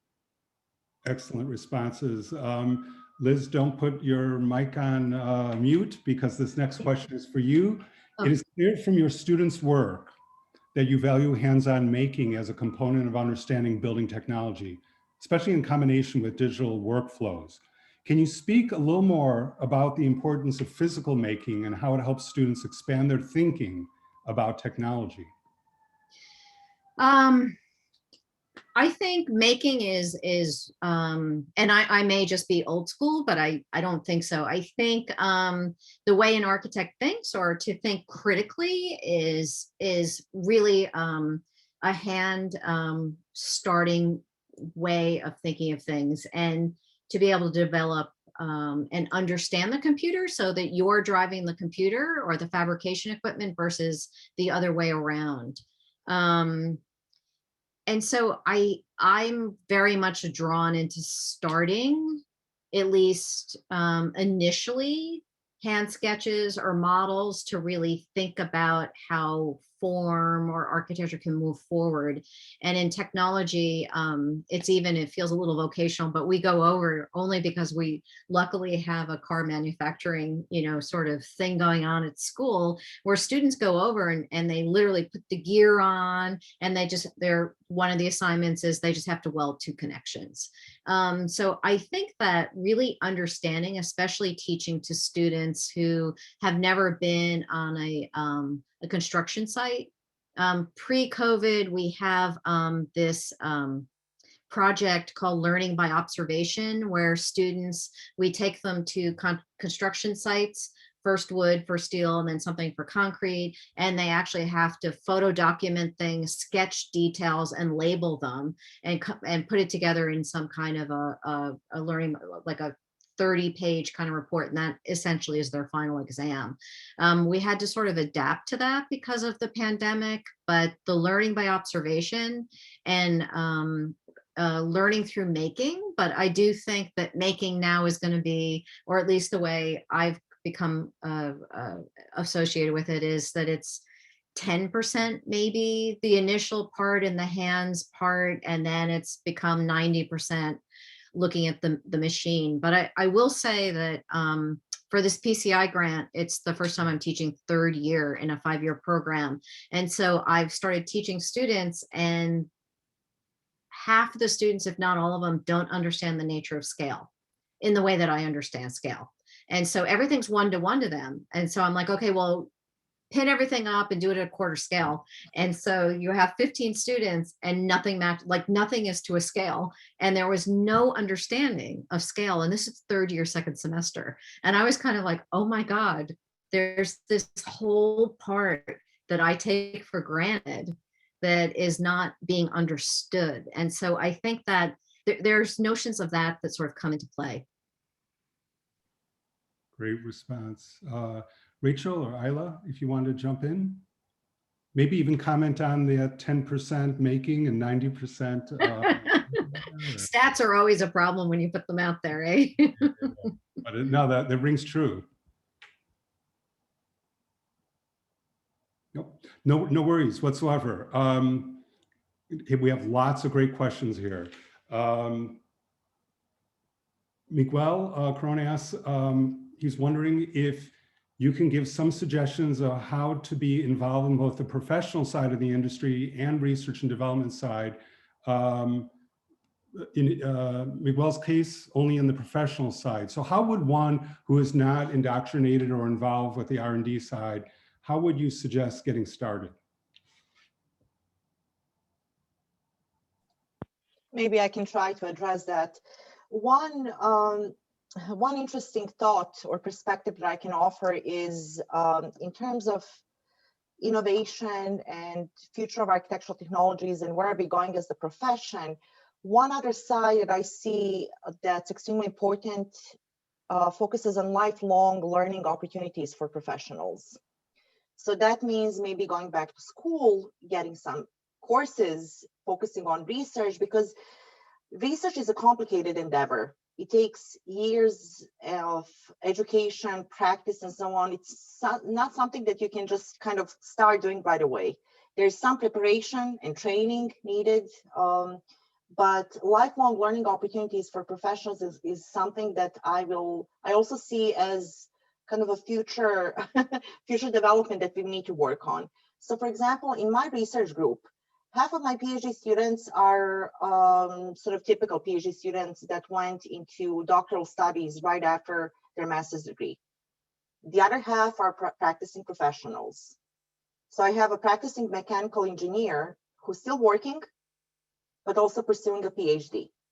I also have an architect who, after a decade in professional practice, decided to come back to school and obtain a PhD and to learn how to do research so she can go back into practice and focus on research in architectural profession. So I would say it's not something that can happen overnight.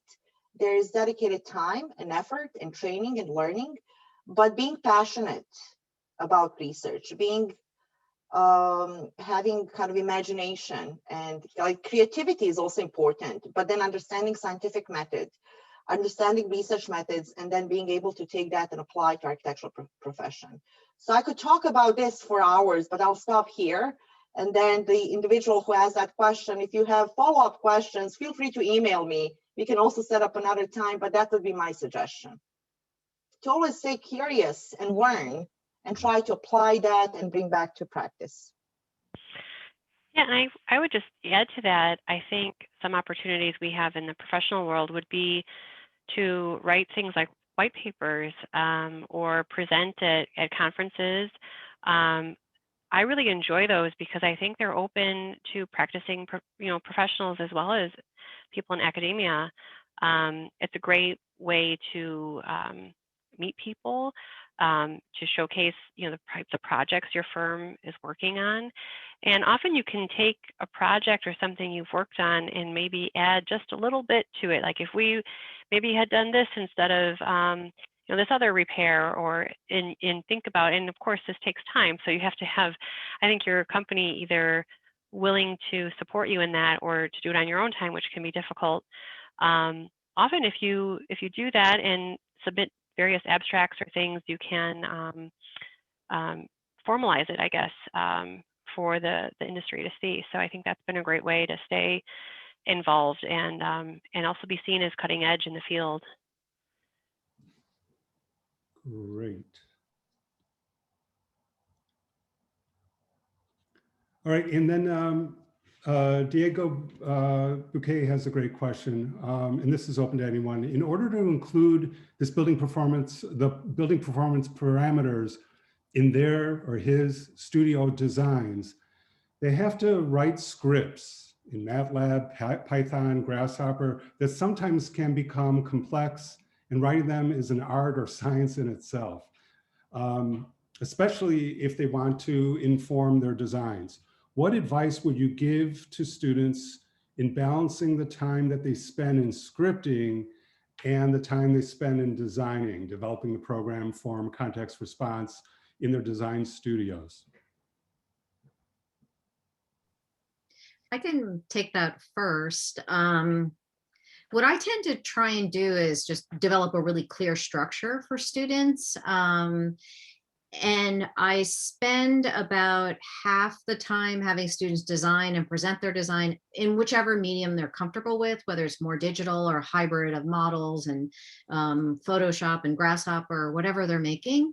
And then the last half is where they really, once they know what their project is, to be able to go and develop it is where they start writing scripts and create more rendering programs to kind of advance the project, or put it in even something like Revit that ends up like making more of a package. But I want them to understand what a plan is first. I want them to understand what a section is, and that you can't have a plan without a section. So because the script could eventually just do everything for you. And so that's how I approach it. So I've added in to the studio schedule time for that, but it's near the end once the student has their design pretty much conceptualized. Rachel, Isla, either of you like to jump in? Yes. I think it's really important to balance kind of the design side, design process, and then integration of advanced tools, scripting, parametric design, building simulations, modeling, energy modeling, and so on. So for example, for the last 8 years here at UMass, I have been teaching a course on net zero energy design. It's an advanced design studio. We start with the sort of typical design process, investigating the site, building codes, developing the conceptual design. And then there's dedicated time to do energy modeling and to integrate building simulations and modeling tools where students have to investigate the impacts of their design decisions on the energy performance of the building. And then they proceed with the design development. That particular model works really well because students are able to apply these advanced tools to their own design project. But the entire studio is sort of organized and structured to allow that. There's enough time for exploration, for learning these tools, and then applying to a specific design project. And again, over the last 8 years, I can confidently say that the model really works, because at the end, students have a complete project, but they also know the impacts of their design decisions on the energy performance, rather than just kind of relying on rules of thumb or instincts. They have quantifiable data to go along with the design solution. Yeah, and I will just add to that in terms of sort of evaluating.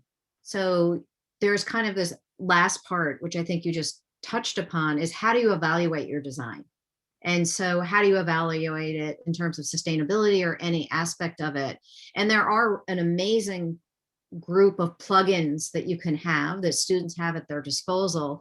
And the one that I tend to use for evaluating in terms of sustainability, but also looking at cost in terms of materiality, is a Cove tool, which is this, and they just made a plugin for Grasshopper, and it's also for Revit and a variety of different softwares. And so at the end, the evaluation is, I think, this third part. And so maybe it's more like 90%, 10% the conceptualizing and manual part in design. And trust me, now I feel for you, because I had 100% of that when I was going to school. And now possibly maybe 60% of the developing of the tools and the scripts. And then the remainder is, well, how do you evaluate it? How do you evaluate your project? And so I would highly recommend, if you're not using it, to check out Cove tool as well.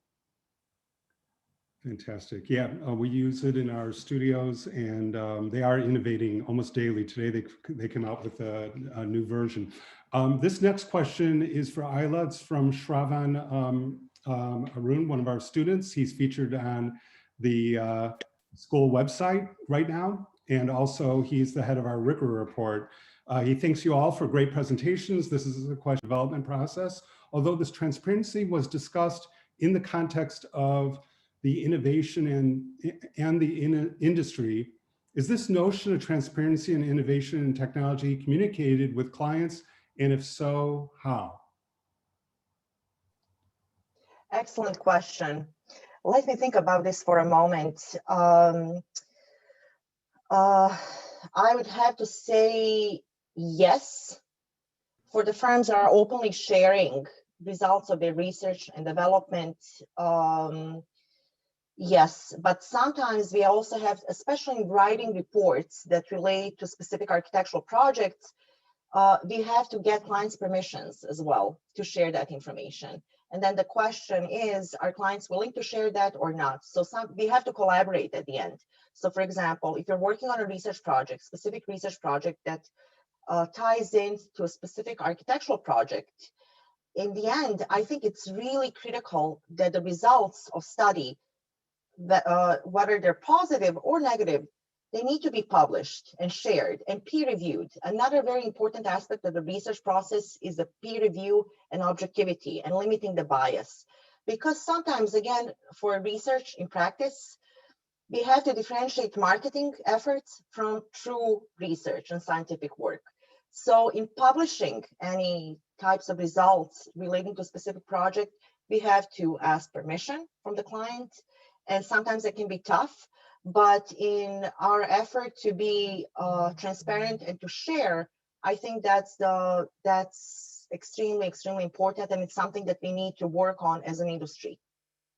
Because some of the other industries are doing a lot better job than we are. And I would have to say computer science, medicine, sometimes, certain types of engineering. And I strongly believe that we have other models and other industries we can look into them and try to replicate.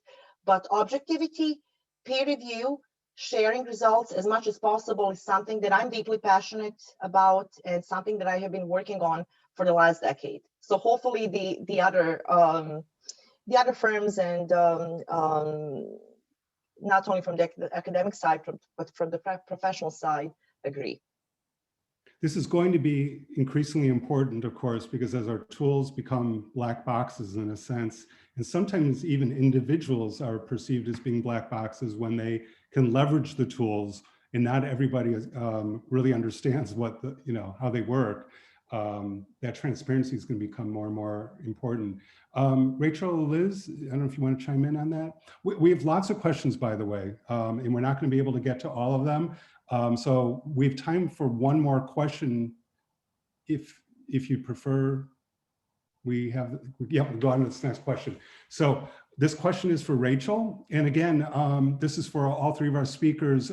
Please, during the break, after this question, if you want to go through the chat, if you see any questions that you want to respond to, please do so. Because again, my apologies to all those. We weren't able to get to all of them. So again, this question is for Rachel.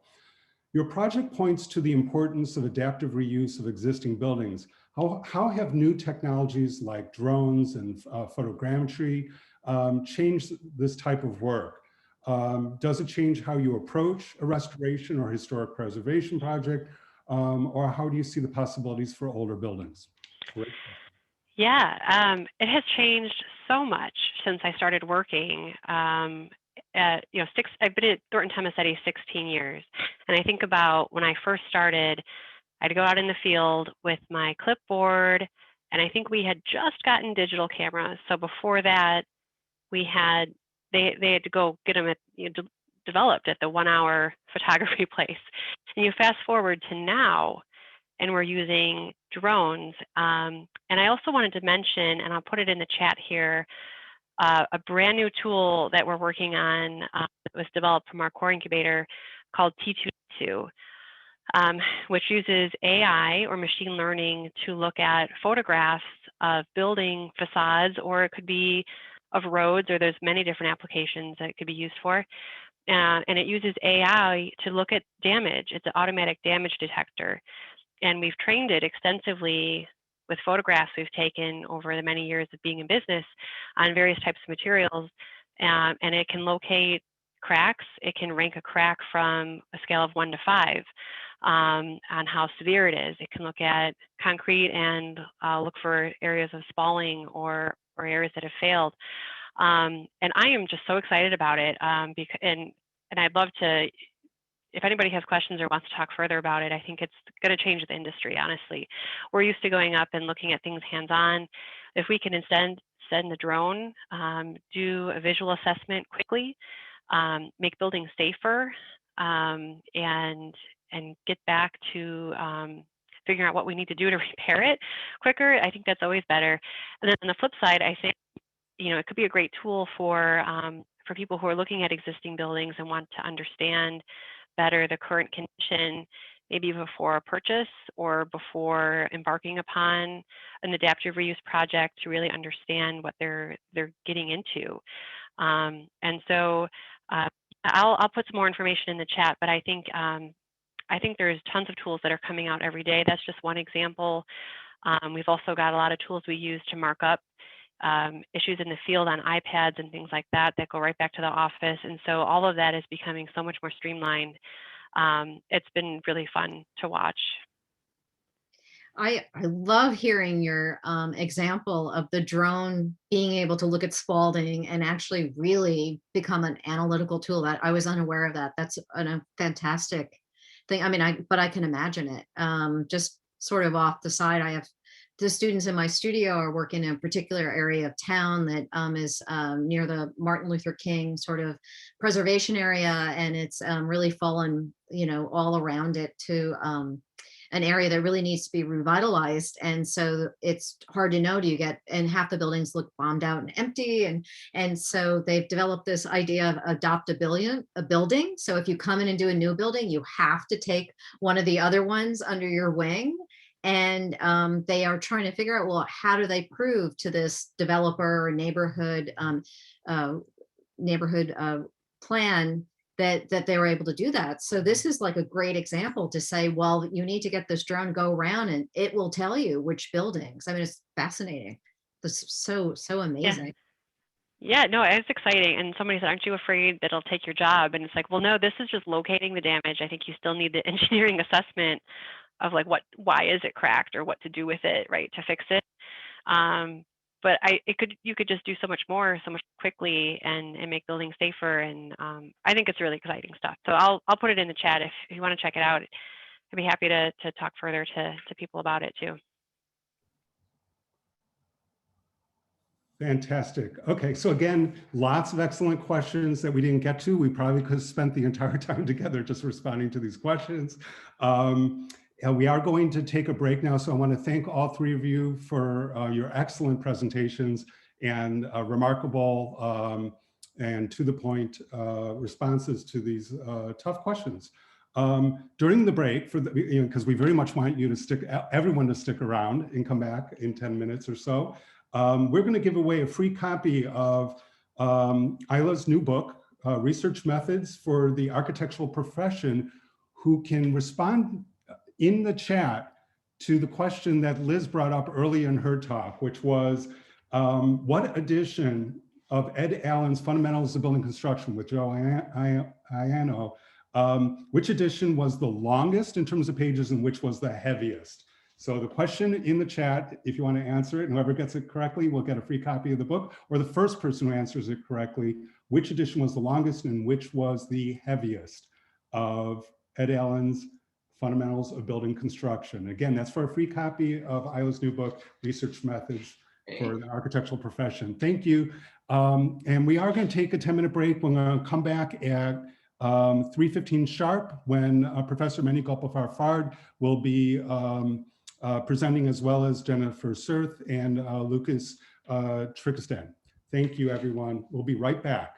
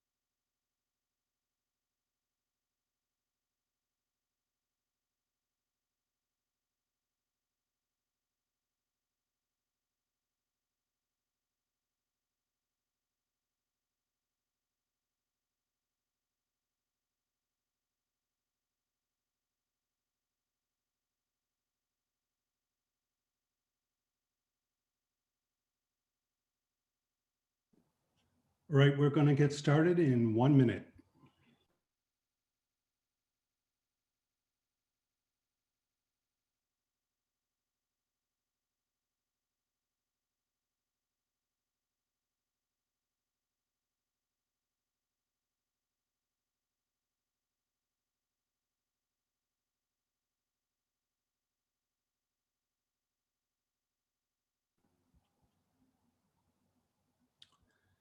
And before we get started, I do want to say we do have a winner on the trivia question, and the winner, we have two that came in approximately at the same time, but the one that came in about 5 seconds earlier goes to Sydney Sirwat, and got the question correct. 2019 was the heaviest, 2013 the longest version of Fundamentals of Building Construction by Ed Allen and Joe Iano.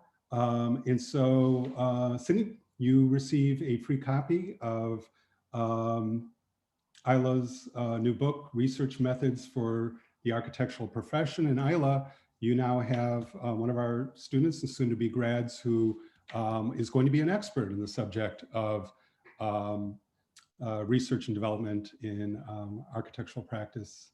So congratulations, and also congratulations to Ethan for getting the question correct and almost winning. So we're back now, and thanks for sticking around. It's great to have all you with us, and we have a jam-packed couple of hours before we wrap up. And it's going to start with Dr. Manny Gopalvar-Fard, who I'd like to introduce now. No matter where one travels around the globe, when you say that you teach at University of Illinois, they always ask, do you know Manny? I see some of you nodding your head. Just, you know, he should just go by one name, Manny. He's an associate professor of civil engineering, computer science, and technology entrepreneurship at the University of Illinois. His work in the area of computer vision, machine learning, and building information modeling, or BIM, has been the recipient of many awards, including the 2018 Walter Huber Research Prize from ASCE, the 2017 National Top 20 Under 40 from ENR, the magazine, 2016 Dan Halpin Award for Scholarship in Construction, 2013 James Crow's Medal for the Innovation in Civil Engineering from ASCE, 2013-2010 CETI Awards from FIATEC, and numerous Best Journal and Conference Paper Awards. Dr. Gopalvar-Fard is also an entrepreneur. He's the co-founder of Reconstruct, a software as a service, or SaaS company that integrates reality modeling, building information modeling, and project scheduling to visually track progress, analyze productivity, and proactively detect potential delays using predictive analytics, in turning empowering construction companies to keep their projects on schedule and on budget. Reconstruct is recognized by several industrial awards, such as the 2016 World Economic Forum Most Innovative Startup Company in 2016 Innovation Award from Turner Construction. It is an absolute honor and thrill to have Manny with us today. So Manny, looking forward to your talk.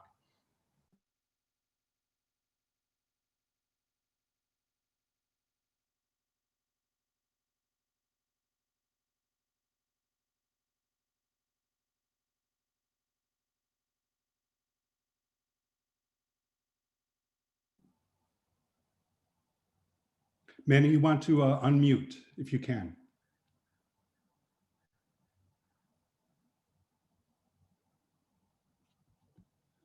Can I ask? Yeah, there you go. Thank you very much for the kind introduction. I apologize, I have several screens here and I was trying to figure out if I can find the unmute button, and I think I did not have the permission. Thank you very much for the kind introduction again, Randy. It's an absolute pleasure to be presenting to you and the audience today, and thanks to Abbas. What I'm going to be speaking about today is a work that I've been conducting for the past 15 years. As Randy mentioned, it sits at the interface of machine learning and broadly artificial intelligence and construction. I've been looking to how we can bring in images, videos from all kinds of devices that we all use on job sites, whether you're a designer that you're walking around as part of your site walkthrough, whether you just had a mock-up that you built on the site and you just have an opportunity to walk around and take pictures, whether you're receiving an RFI and somebody's providing a photograph to you, taking advantage of all that data in the context of your design that can be completely driven by building information models, completely driven by 2D or a hybrid of the two, and how we can bring that data together so we can visualize what is there on site versus what should be there, and use that as a basis of monitoring performance, whether that performance happens to be progress during the construction phase or happens to be performance during the operation phase. And we already heard some examples of that in the prior session. But before I get into any of that detail, I want to take you back to some of the issues and opportunities I saw for getting this work started. That's, as Randy mentioned, this has already been commercialized. So past few years have been really exciting years for construction. The value put in place in 2019 exceeded 1.4, actually in 2020, exceeded $1.4 trillion. This is the highest number that we've seen over the past 12 years. Many of the people who are in the audience can recognize the numbers. I look at there might be some. Out of this big number, roughly around 40% of that goes into construction labor. And most recently, we've been seeing reports that are coming out of Forbes, FMI, and Construction Industry Institute that roughly shows us that almost 30% of the 35% of the effort that we put into coordinating our resources, whether that's labor, equipment, and material, is associated with waste. So if you do the math, 35% of that 40% times that 1.4 trillion, the opportunity for improving productivity comes close to about $200 billion. For those of you that this number may not make a whole lot of sense, I want to give you an example. The largest stadium that we currently have under construction in the United States is $5 billion, and that's Inglewood Stadium in California. That means 40 extra stadiums can be built every single year if we can address this productivity gap. And of course, as goes with the theme of the symposium that we have today, pandemic has also made an impact on us in terms of how we're enforcing social distancing or days of wage restricted and transferred away from the job site. But what does it really mean for those of us who are engaged in construction practices on a daily basis? Reports that are coming out of Dodge and also McKinsey are showing that almost half of the projects that we're conducting in commercial building sector end up being behind the schedule and are over budget. If you start looking to mega projects, anything that's larger than $500 million, almost every single one of them is exhibiting cost overrun, and a large percentage of them are being delayed. As part of the same study that Dodge performed, owners were being asked during the construction phase of their project to rank among all performance metrics, which one is the most important to you? And ironically, this is how that survey ended up reporting back. Owners reporting back that design is perhaps the least important. Now, I know we have a lot of architects and owners here, and I'm wearing one of those hats too. We all know that if you spend $1 in design, you're gonna be saving significant amount of money during the construction phase. As you can see, this question was asked during the construction phase. So we already bought into the design and that was no longer a concern. Safety, we always rely on our general contractors and CMs to perform safe manner. Quality, that's what we have a specification for. Budget, we have contracts for it. But if there's one single variable in a project that's most problematic in terms of performance, it's the schedule. And for us to really understand why schedule performance and keeping the project on time is challenging, I want to take you back to some of the basics of how we execute every project. We always start our project with a plan. Then we go out at the job site and we act according to the plan, and we get together on a weekly basis to see if there's any basis for learning. Whether you're implementing earned value analysis or if you're implementing pool planning sessions as part of your lean practices, there are a number of problems that are causing these projects to be delayed and exhibiting cost overrun. Over the past 15 years, I've had the opportunity of capturing all of this. So really, we're running into 4 specific problems. One, we've come a really long way in terms of enhancing our practices of planning. I already mentioned about lean construction practices. Forcing these type of practices on the job site requires dedicated champions that many of our job sites simply don't have. So it's very easy for us to see project teams going back into our retroactive practices, which are trade-driven. We get around the room and we can only reflect on mistakes and successes that we've had over the past period of time. The second issue is that while we have opportunity of creating plans, we are really not good at executing plans, specifically when it comes to short-term plans. How much work can be done every day? How much work can be done on a weekly basis? We actually did a survey to look into what are the root causes for delays. And this is the statistics out of 14 years of survey that we conducted. Many times people are reporting that work plans changes. Simply walk on the job site, work area is not available because there's another subcontractor is working there. Productivity is underestimated and many other efforts. But if you look closely into this chart, you see almost 80% of these reasons are preventable. The fact is project management and superintendents that we have on the job site, they don't have visibility to these problems in the first place to address them in a timely fashion.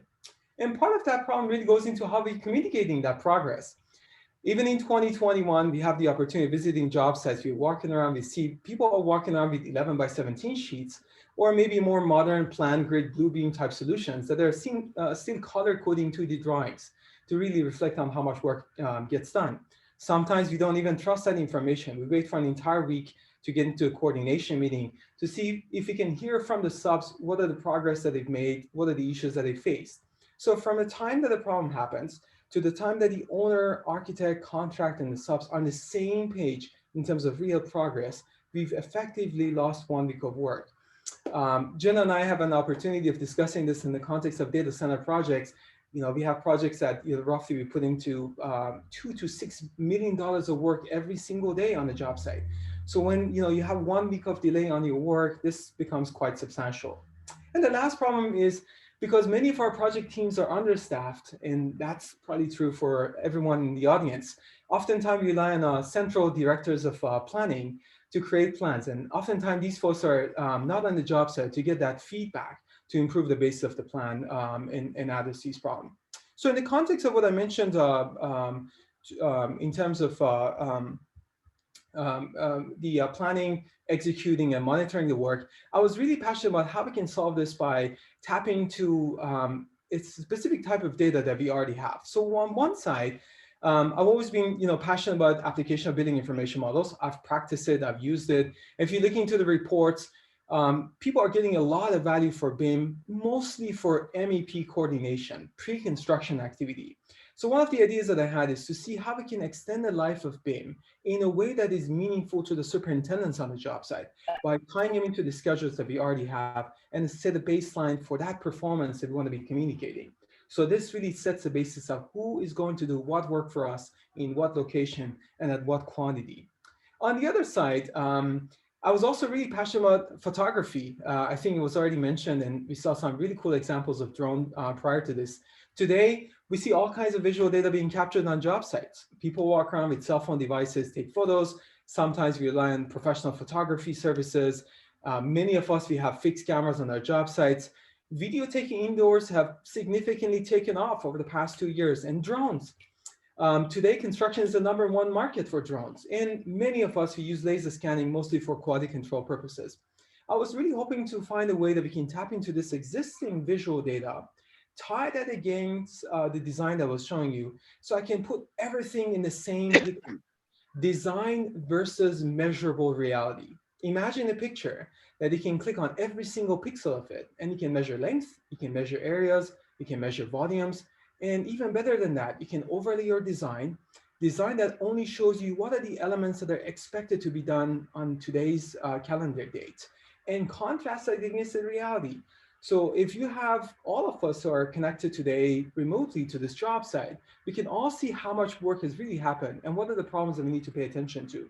So in the context of that, and going back to that cycle that I was showing you for planning, executing, monitoring, and control, I came up with this sort of approach of what I'm calling data-driven project controls, not just every type of data, visual data, because if there's one medium that you can show to an architect, contractor, sub, even a foreman on the job site that they can see and they would believe that will be that visual data. So I was thinking we can tap into BIM schedule to create a reliable plan, and then use the visual data we have, images, to automatically generate measurable reality models. Use that as a feedback. You can perhaps call that a replica to a digital twin, BIM plus a replica together. Use a combination of the two to improve the basis of coordination and communication, and then tap into machine learning. Machine learning that can automatically compare the reality against the design, not only color code what is behind in the schedule and what is on the schedule, but also forecast the future. understanding what is at risk of being delayed so we can proactively tap off that delay before it happens on the job site. So there are many pieces that are going to the system here, but the most basic factor for it are images and videos. Fast forward today, the system that was actually patented at the University of Illinois and has been licensed back in 2010 has been commercially used on thousands of projects where people use all kinds of devices on their job site to fly drones and take pictures, use a 360 camera mounted on a hard hat and walk around, or tap into a fixed camera tied to a tower crane. They take pictures. These photographs are being put into a computer vision engine that automatically analyzes and generates two types of deliverables: three-dimensional point cloud and mesh model on one side, and also two-dimensional maps that we call them orthophotos, tied into the design information that can provide you the basis of that. This gives you that sort of remote experience that I think in the first session we heard quite a few times. I'm showing you a project in California. This is a Microsoft campus project that had 19 buildings that use the system end to end. And the example that I'm showing you is a drone. As you can imagine, the owner rep was out of Seattle. The project was down in California. They were logging into the system every day, looking to various areas on the job site, simply clicking and extracting a high resolution image, being able to verify how much work is being done, look into the aspects of safety, all at the ease of just having someone fly a drone over 10 minutes on this job site and automatically generate models. When you go into any of these images, these are not just high-res images. You can actually do measurement from the content of the image. No matter how you've captured them, you have measurement capability. This is scales to other job sites, and it also gives you two-dimensional capabilities. I'm showing you another example of a project in Chicago, and the project that you're looking at is showing you an orthophoto. And here's an example, very simple CAD model. The idea I'm showing you is that you can even bring in your site layout, and you can accelerate communication that we have on access to the site, logistics, or even use that as a basis of progress monitoring or safety assessment. Now, drones was, where we really started this at a commercial grade. And then after some time, other types of devices were being introduced to the market, and we tapped into 360 cameras. Today in 2021, this is perhaps the most common form of visual data documentation on a job site or reality capture. For us, it means you take a 360 camera, you place it on a hard hat, and you simply hit record, walk around the job site and capture video. The system that I'm showing you based on these algorithms is automatically generating you a street view experience. I'm sure many of you have used map services, for example, Google, and the donuts that you see on the ground are kind of resembling the same type of experience. You click on these donuts. These are frames extracted from a video taken from that camera mounted on a hard hat. You can go from point A to point B on the 16th level of this building, and every image that you're looking at is measurable. So here, for example, you might be interested in performing a quality control, so you may want to measure the distance between that drain pipe that they have and the construction joint. Beyond just capability of having measurable images, the system also gives you two-dimensional floor plan. So if you have a tenant improvement job in Chicago, or if you're trying to reopen your office after COVID-19, you can actually use this as a service to automatically generate an as-built representation that can be used as a base of creating plans. You can actually go ahead and augment that with 2D and 3D data and enhance your experience on how you can navigate yourself and go from one location to the other. Here's another example of a site. Now, in this case, instead of me showing you navigation in 2D, we are taking you to one specific photo. And I stole this image from one of Jen's construction sites. So she's probably recognizing that in Northern Chicago. So you're looking at a specific location that's been filtered. And in that location, you're looking at a point cloud. And we are simply showing you the capability of overlaying your design model on top of it. So now you have ability to see what is there versus what should be there. This is scales indoors and outdoors. You can simply walk around and videotape the outdoor environment. And in that location, if you have an intent of communicating to an owner, for example, say, this is the state that we have on the job site.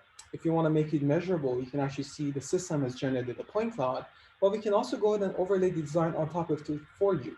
If you're in a contractor coordination meeting and you're concerned about utilities that are being connected to the building, you can actually play around with this sort of augmented reality picture and overlay that layer of information associated with the utilities as well. So I'm showing you a few examples here. We are turning that layer on. So now we know where the utilities are against the reality of the picture. Over time that the system is being used with many different contractors in Europe, in Asia, and the US, we benchmark all kinds of examples. So here I'm showing you a few examples on the quality control side.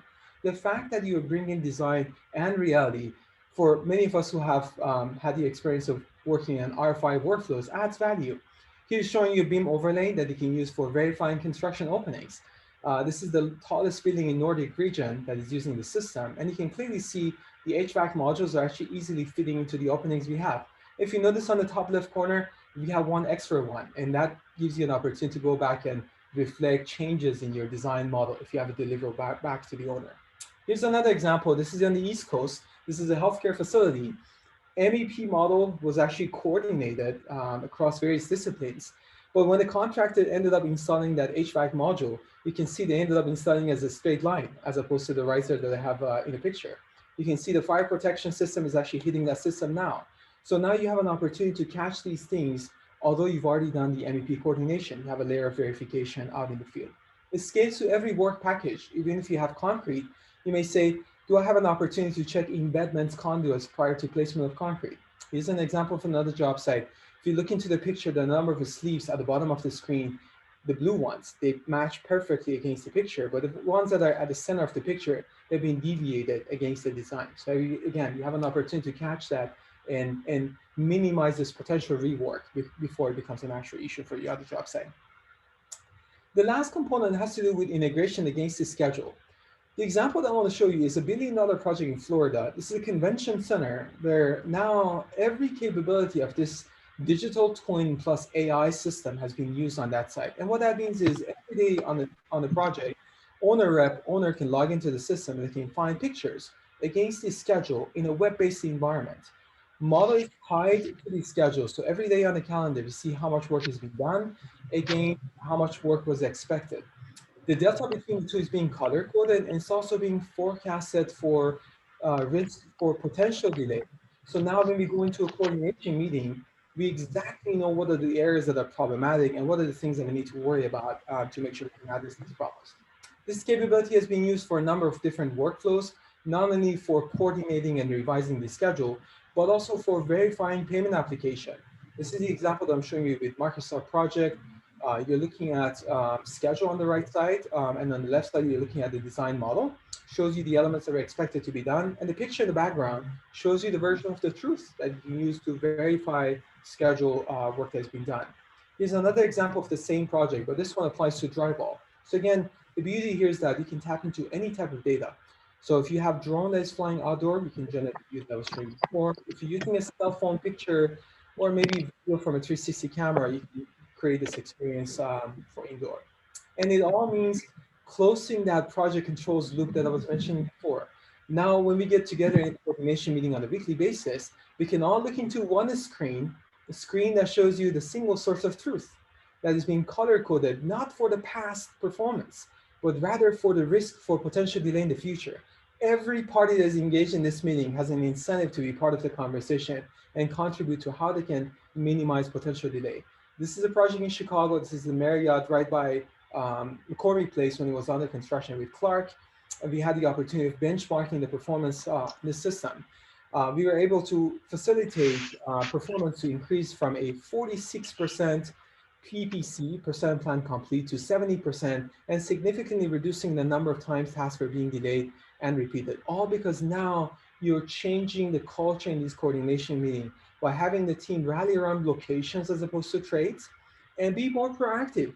Let's just start thinking about the problems that haven't happened so we are not confrontational. Rather, we can actually collaborate together to address these problems before the surface on the job site. So I showed you a lot of different capabilities from digital twins in terms of how we can automatically generate reality models from pictures and videos, how we can tie them into the design, and how we can visualize them in the context of the schedule. Really, all there is to it is transparency. If you can tap into your existing data, you would be able to address those 4 specific problems that I mentioned before: how we can create plans, how we can make plans more reliable and properly communicated, how we can make sure we address communication issues that we have in reporting progress, and using feedback to update the schedule. There are a number of ROIs that have been documented, and if anyone had interest, I'd be happy to provide them to you. I just want to make a few examples. Prior to COVID, we made an impact in terms of how it improves site awareness by minimizing travel time.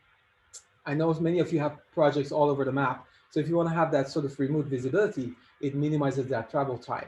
And of course, with COVID, this really became a necessity for many of our customers at the startup to tap into it. Minimizing rework. We had the opportunity of working with a car manufacturing company in Detroit. We were able to save a sub-driven change order ahead of time. This was in order of $1 million for that large job site. And in terms of unscheduled delivery, I already showed you an example of how we can accelerate the bottom line of the schedule in terms of making the project to be on time, but also for that persona that tracks progress, this process will be 4 times faster and there's direct full-time employee saving. And most importantly, providing a digital handover back to the owner. Instead of just relying on a 3D model, provide a visual interface that they have access to the data, but they have a medium that they can easily use for operation and maintenance. This is really a strategy that I would like to call it win-win for everyone. There's something in it for everyone. If you're an owner, you get your visibility. If you're a contractor, you can benefit from it from a coordination, communication perspective. And if you're a designer, that means no more phone calls to address that R5. You can jump into the system and you can immediately see the design in the context of the reality. So that's all I had for you today. And I'll be happy to open up for questions during the session later. Thanks. Manny, just remarkable. We count on you for sharing with us the latest information. I don't think I've ever seen any slide you've ever shown twice. So I got to imagine if you do a presentation next week, you'll have all new information, new job sites, new technology. We're really gifted by having you here. So thank you again. And we're looking forward. We already have questions for you in the chat. So we'll circle back once the other speakers have a chance to speak. So Jennifer Surth, lead AP of Pepper Construction, Vice President of Technical Services at Pepper. As the Vice President of Technical Services at Pepper, Jen provides strategic direction for the company with regard to virtual design and construction, or VDC, MEP, and a range of consulting services. She serves as a key advisor to project teams on constructability and implementation strategies throughout the project. Jen, of course, has experience in architecture, engineering, and construction. I think she may only be missing the O, the owner side for AEO. Maybe not. She is a leader in the virtual construction community, speaking frequently, and that's an understatement.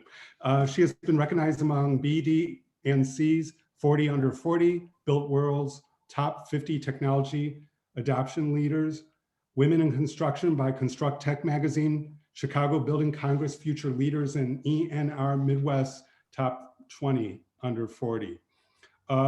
She's an alumna of our program, which we're incredibly proud, and it's a fascinating story. She holds a BSAS degree and a Master of Architecture Structures, both from University of Illinois and Urbana-Champaign. Thank you, Jen, for being with us. It's a treat.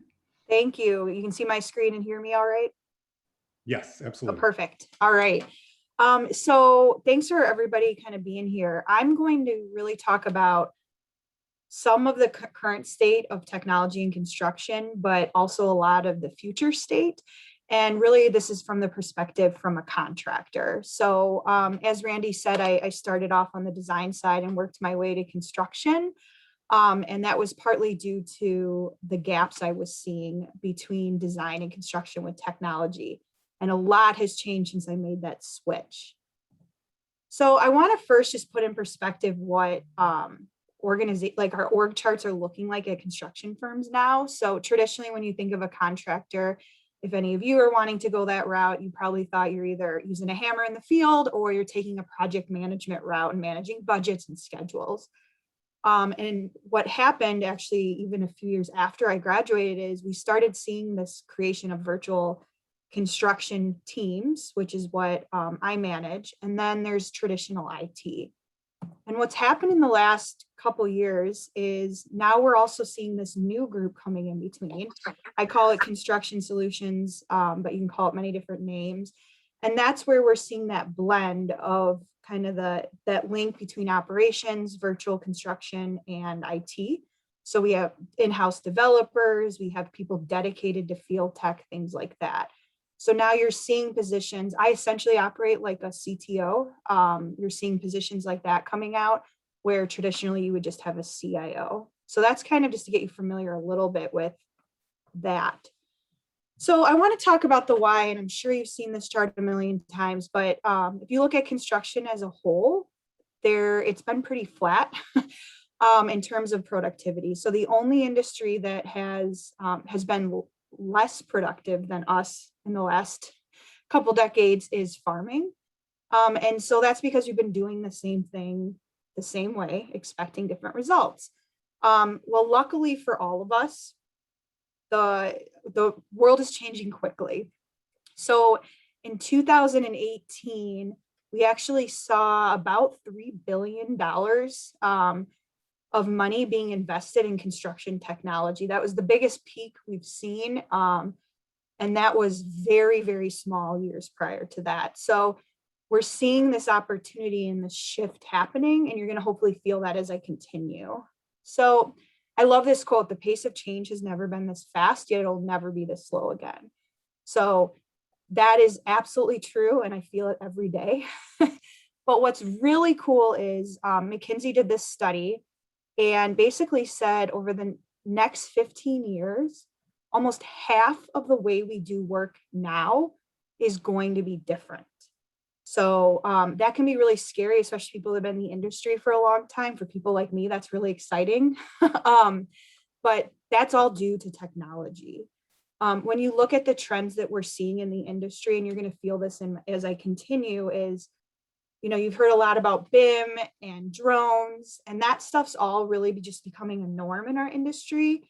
Where we're shifting now is all about the data, visualizing the data, using artificial intelligence, and hopefully making automatic, using robotics and also taking actions on that information. So I'll get into that in a second. So I'm really fortunate. Pepper recognized the shift that they brought me on 5 years ago to help transition to a new way to work.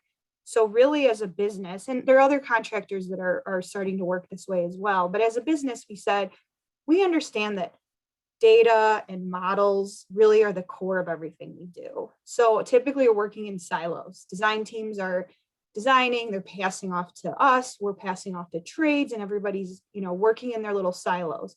Even in our own companies as a contractor, we'll have people working on budgets, somebody working on schedules, logistics.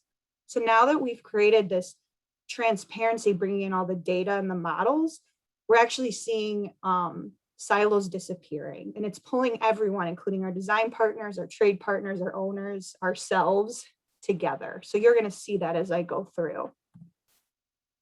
So I'm going to walk you through a little bit. Luckily, Monty talked about some stuff that I'm not going to dive deep on because I knew he probably would, but I want to talk you through basically what we would call the pre-construction phase, and then construction, how we're leveraging technology, and then kind of end on the future. So when we're starting as a contractor for building, with working on projects, basically, one of the things we have to look at is cost. So what you're seeing on the screen is we're working with our design partners and our trade partners to actually leverage these models to quantify data to actually do our estimates quicker. So in this case, you're looking at windows. We're actually pulling window types, getting quantities from there. And traditionally, like 5 years ago, somebody would have been actually counting every window off of a 2D drawing, and it wasn't as accurate.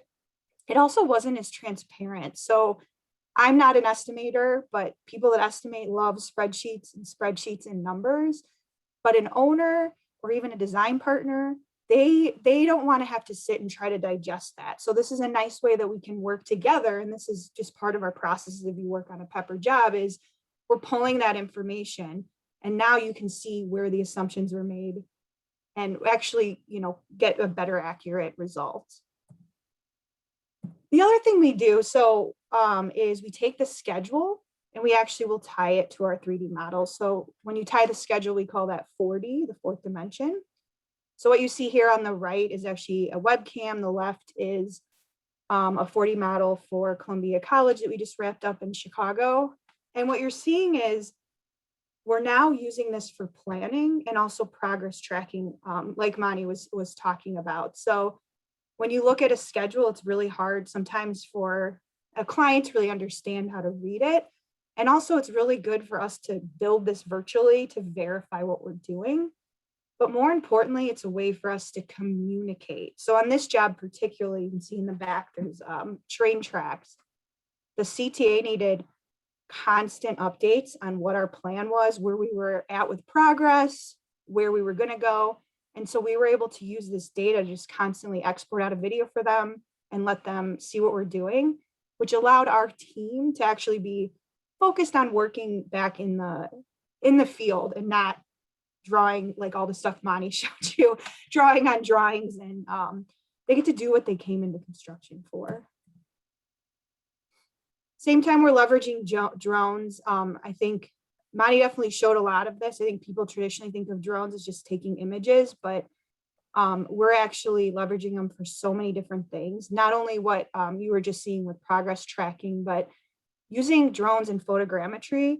People don't realize that you can actually get a lot of data out of it. So this is a logistics model similar to what you saw, but all the buildings in the background, that's data we pulled from the drone. So our team was able to work more efficiently using accurate real data from the job site and then focus on the modeling, which is in that middle part. Rachel had mentioned 2 inspections. So we actually have a quality department, and they leverage our drones a ton. So imagine that you don't have to climb a ladder or get a lift. We can just use the drones to inspect. With COVID and also working with a lot of design partners that aren't necessarily local, we're also able to do live streaming with the drone and do punch lists remote. So that's pretty exciting because then teams don't have to, visit the site as much. They can watch and do a punch list from the comfort of their own home while we're on site.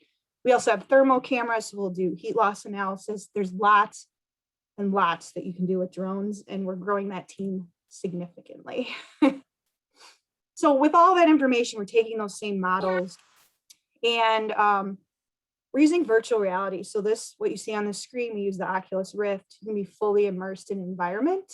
And often on a job, we are making decisions, maybe types of materials. So in a second, you're going to see this wall panel change to a different type.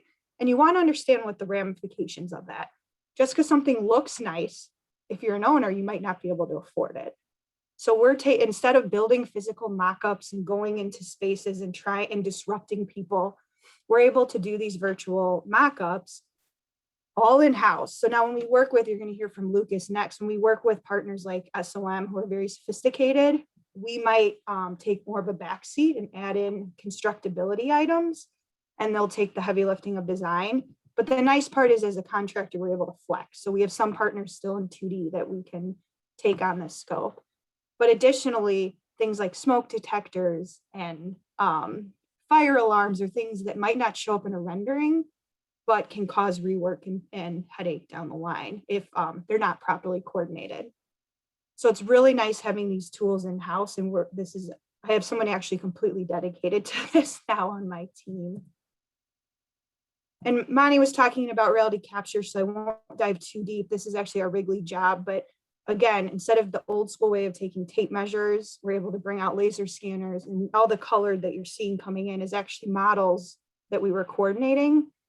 At Wrigley, a day is like weeks on a normal job. So we had to do continuous scanning and continuously comparing to our coordination models to track progress and make sure everything fits.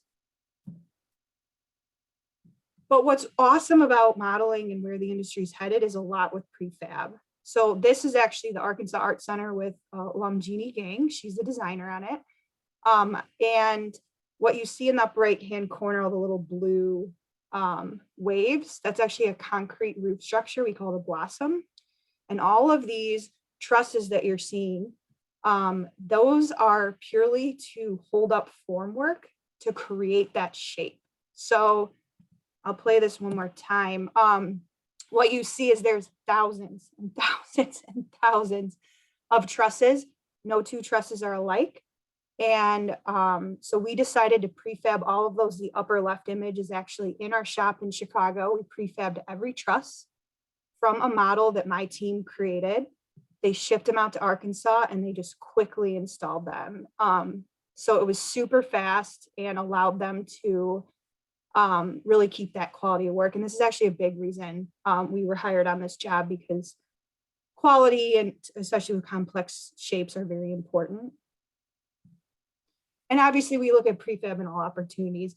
You guys probably hear about BIM coordination all the time, so I won't talk deep on that, but just realize with prefab, technology automatically has a place for that, because like if you look here, this is actually a head wall. So the left is in-wall BIM coordination, the right is the image of them installing. Tolerances are so tight with prefab. So things that, you know, you wouldn't think to model actually do play a huge part in it, and we wouldn't be able to do that without technology. So this is a big trend that's happening in the market. And again, the reason for prefab is less people on site, so safer, you know, you get to work in a safe, high quality environment, but also it speeds up the schedule significantly. So we can, just like those Arkansas trusses you saw, we can work off site, have them ready, and then ship them out as needed to keep the schedule going. So you're basically building before you actually can get to site in many cases. And then all that stuff, now when you think about the field, it can't end in the field. So we're using 3D models in the field. Basically, I'd love to say we're 100% paperless, but we're not quite there yet on every single job, but that's the goal. But when you start, you know, using iPads in the field to look at models or to do your quality inspections, things like that, you're spending less time sitting at your desk doing paperwork. So the paperless process alone can save you 8 hours a week. And you might think, what are you doing with that time? Well, you were probably working extra hours and not being with your family and friends. So it gives you hours back into the day. So it's really helpful for quality assurance, but also just having you work more efficiently. And then with all of that, a huge thing that we're doing is becoming very popular is we're using augmented reality in the field. So VR is when you're fully immersed. Augmented, what you're seeing here with the Microsoft HoloLens, is essentially wearing the glasses, and these are all real Pepper jobs. You're looking through, you can see reality, but then you can overlay 3D models or 2D drawings. So in this case, we use it a lot for tracking progress quickly. So we mentioned using an iPad looking at a model, but it still requires you to look at the model and look up and look back at the model and verify. Here, you're just looking with your eyes and everything's right in front of you. So we'll use it for inspections, for quality control. We'll use it for progress tracking. We'll bring clients in and they might want to walk the space and understand where temporary walls are going to go or what entrance they're going to use. We actually used it to partly build our net zero trailer that we created. So lots and lots of great uses for it. And we're kind of limited to the hardware at this point. So this is a great example where we have pushed the limits as much as we can with this technology. And we know what we can use it for. There's more we want to do, and we're just waiting for the hardware to get better. So now I want to talk to you, and Mani actually showed you this job a little bit. I want to talk to you about a real Pepper project and really focus on boots on the ground technology in the field. So I'm going to walk you through, this is the Oracle Innovation Lab. So the building on the bottom right is basically a lab that will be opening soon. It's ready. They're just waiting for COVID and everything to settle down. But it's where all these different technology partners can come and try new things, integrate, work with clients. I mean, many of you can use the lab. It's going to be a great thing to have. And it's up in Deerfield, so in our backyard. So I'm going to walk you through what it's like on this job. Now, keep in mind, this is what everybody envisions the future to be in construction in 10 to 15 years. But we're going to prove here that the future is now if you want it to be. But this is very unique. I'm really fortunate that we had this job, and now we've been leveraging these tools on other jobs. So we're ahead a lot in the industry, but this is the future, but I'm going to prove it's now. So you get to the job site, you have to go through safety orientation. Typically looks like this. You're sitting in a room, watching a PowerPoint, not very engaging, pretty boring. You just want to get out to the job site. You're probably not retaining anything. What we did is we now have created in-house a custom virtual reality training for safety. So now instead you're putting a headset on and you're actually walking, and you can see here that you're having a dialogue. So this is just a quick snapshot, but imagine instead of watching a PowerPoint, you're actually just like a video game. We created this custom in-house, actually walking real pepper job sites and going through different icons and beacons basically to trigger different talking points. And now we're creating a dialogue. And it's real situations, real projects. So you'll see here, for example, something will dropped objects above head. So your body reacts different when you're immersed than just watching it on the screen. From there, you're going to walk through the gate and want to start doing your work. You'll be wearing a IoT device on your belt. This is Triax that we happen to use. It'll ping so we know who's on site. We know all the certifications you have. And then if you have a fall on site, we're going to get that alert so we can get to you faster. Then you're going to walk over and grab your tools, but these are smart tools. So you actually can use on your app, you can actually customize the settings so it's for your needs. And if you happen to go over there and your tool's missing, well, you go in the app and you know exactly where your tool is. And that is very common that tools get used by other people. Then you're looking for your material, but on this job, you know where your material is because all of the material is tracked with RFID tags. So we know when it started fabrication, when it stopped, or when it was done with fabrication, when it got to the gate, and then once it's installed, where it is on site. When you work on a job like Wrigley, for example, there's a lot of time trying to find material. Maybe people are holding it in one spot, you know, big sites. So this can be really critical to make sure you keep moving efficiently. This is steel, but we do it on MEP equipment and all sorts of things.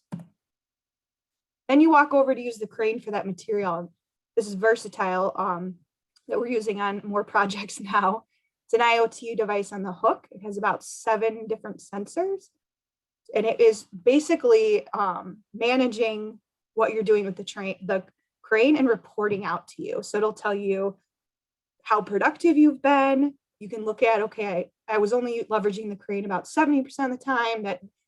That doesn't make sense. I want to use it 95% of the time. So then you know you cannot improve what you don't measure. And I think that's key. So using this device, we're able to really understand what we're doing and where we can improve. So it's not going to tell you do this to get better, but we can see all the data clearly and know here's an opportunity for us to improve. Then we have multiple webcams on the job site. The dashed lines are actually ones that are triggered by movement. So we know, who's coming and going on the site, as then the solid 2 lines are continuously recording. And then Mani already talked to Reconstruct. That was one of our partners on this job. I think the really big value for us is we are using drones on this job, 360 cameras, laser scans, all this stuff. And it's so nice having one platform with everything in it. I mentioned, so the design team on this was actually not local. And then with COVID, they were restricted from traveling. So using this platform allowed them to be continuously checking progress on site, doing remote punch listing continuously. So they actually only visited the site at the very end. And that punch listing process was really minimal because of this tool. And then, yes, we had robots on the job, and we're actually rolling out, this is Spot by Boston Dynamics, which was on 60 Minutes last week. And he's able to automate capturing data. So on the top, he has our scanner. On the back, he has our 360 camera. And what's nice is he's like a person on the job site. So he can handle all these terrains and he can just work. So the person that would normally be doing all this information, instead of working, a 14-hour day, he's able to start doing some other work while this is going. And what was really cool is the workers got used to Spot and just treated him like another person on the job site. This is something that's growing a lot. And I do predict, we're already seeing more robotics coming to our job sites, and we're going to see that growing significantly. And then last but not least, all that information, we use artificial intelligence to start analyzing our data and doing some predictions. So in this case, just focusing on safety, one thing we were able to do is tag if people weren't wearing hard hats or vests or other safety things. In this case, we actually pushed the SmartVid to actually create something when COVID existed and said, please tag when people are within 6 feet of each other or working in groups. That image you show is pre-COVID, but shows you that, again, it's not telling us what to do, but it's giving that alert, and then we can take action immediately instead of having someone just constantly babysitting and watching cameras. And then just to wrap up, one more minute. So we mentioned data is a really big importance. So obviously there's a lot of data being collected on site, a lot of automation. We're also leveraging data for just project management. So on the left is automatic dashboards that we've rolled out onto jobs. And so we no longer have to do, this is automatic on any Pepper job by a click of a button. We in-house developed this using Power BI. And basically it's pulling from all of our systems. And instead of doing reports, it's actually a web-based. Anybody, the architect, the owner can just go in and they can see where we're at with submittals, where we're at with budgets. It's a really nice tool that allows current data instantly. But what the next step is really starting to do predictive analytics. So now we have data, which the industry's starting to finally visualize. Where the industry's going is, let's start to make predictions and take actions on that. So maybe now we have all this data. The example on the right shows, we know that this subcontractor has a bunch of quality issues typically on the job. Well, it doesn't mean we're not going to hire them, but now we know what to focus on when we manage them. And then eventually we'll start taking action. So this is Alice, who can actually take all that information and create schedules for you and run hundreds of iterations. So again, this is very, very new, but that's where the industry is headed. And with that, that's kind of everything. This is that Columbia College Student Center, just giving an overall picture of all the tech we used out on that job. But that was the quickest summary of kind of where we're at in construction and where we're headed. So thank you. And we could listen to you all day. That's fantastic. And when I think 2019 was just 2 years ago, we took the Chicago studio to Pepper in Chicago for a walkthrough of Wrigley, but also to see what you were accomplishing there. I think personally that McKinsey severely underestimated this 15 years, 45% change. What you're showing today, and maybe you couldn't have shown it 2 years ago, and you were on top of all these things at the time, but it just seems like you are presenting to us the latest of everything. And yes, the future indeed is now. Thank you so much, and looking forward to, we already have questions for you, so that inspired everyone. And thank you, of course, for perfect manager that you are as well, ending exactly on time. Yeah, I was trying to watch my clock. I could talk for hours on this. You can listen for hours. Lucas Trigestad is the technical director in the Chicago office of SOM, where he aligns project design concepts with technical solutions that are integral to the design process, with a portfolio that includes projects in Chicago and the Chicago area, as well as around the world. Trigestad specializes in designing and realizing technically complex building systems. Interested in the craft of architecture, digital design, and quality project delivery, Trigestad is involved in projects from conceptual development to execution. His hands-on, synergistic team approach leads to innovative projects that elevate design and technology standards, and demonstrates a strong commitment to SOM, Skidmore, Owings & Merrill's integrated approach to planning, architecture, as well as engineering. Trigestad served as a lead technical designer on 401 North Wabash Avenue in Chicago, the city's second tallest building, OKO Tower in Moscow, the Broadgate Tower in 201, Bishopsgate in London, and the Bank of China headquarters in Ningbo, among many, many other projects. Lucas, it's great to have you with us today. Great, thanks, Randy. Can you guys hear me okay? Absolutely. All right, I'm probably the sixth presenter that said that, but just wanted to do that check.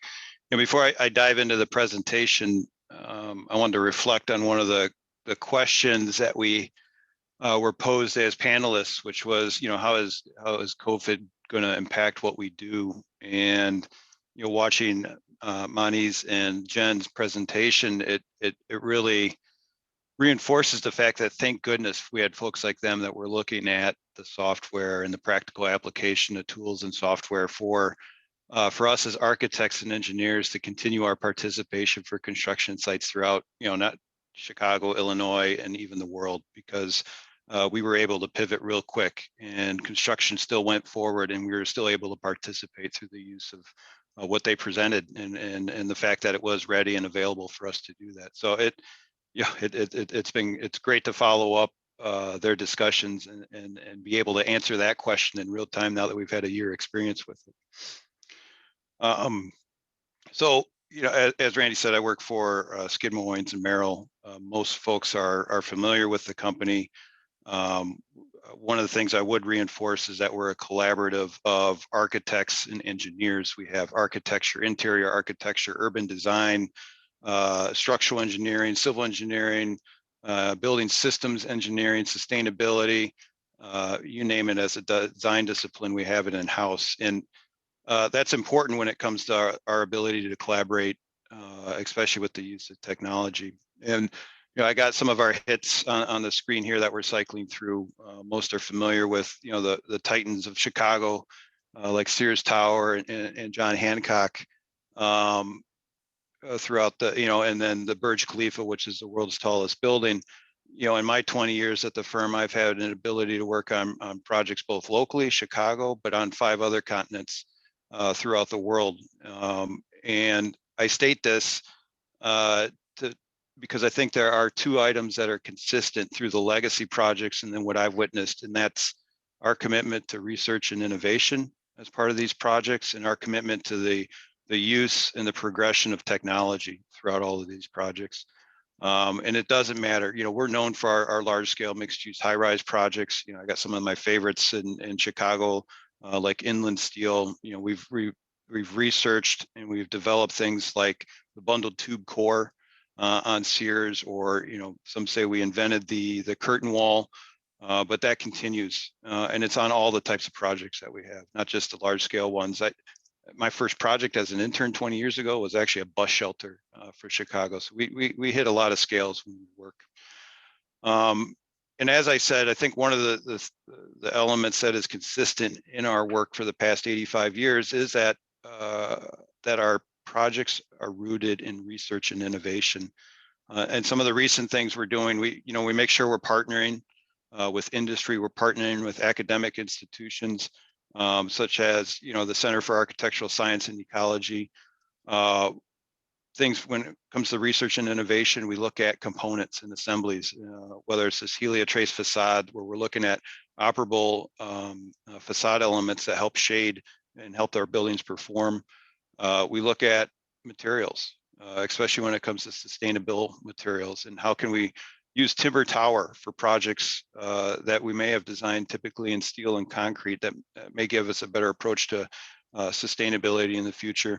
We are looking at robotics, and not necessarily the how to build them using robotics, but the why to build them with robotics, and leverage what technology has given us. There are the items like the when we talk about planning and not just buildings, but how can we look at our city as a whole and look at autonomous vehicle application to our cities, or look at sustainability on a community level and how we orientate our buildings when we're master planning communities, districts, and cities. I think that's all very important.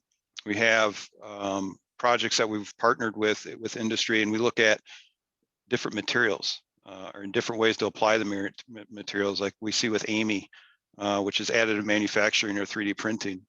There's also the use of old materials, but in maybe in new ways and more efficient ways, like the stereoform slab, or maybe there's just new locations that we're using old materials, such as the Moon Village project that we worked with in partnership as a research project, or just how we put it all together and bring it into housing projects, multifamily, maybe even affordable housing with our research. So there's a lot of ways we can apply it. And then, as I mentioned, the other thing is technology, and that's always been a part of what we do. From the early 1970s, which is kind of the onset of our first digital modeling, and you can see what the city of Chicago looked like in a wireframe back then. Obviously, the adoption of CAD in the 80s and 90s, as we developed our 2D and the easy ability to replicate our drawings. And then even in the 90s, we actually developed with IBM some of the first BIM software, building information modeling, with them that, eventually programs like Revit took over the industry, but we had developed things early on with that. And then through my career, I saw technology developing in how we documented, how we generated form. Forms became more complex than the mid-modern and post-modern boxes that we had before.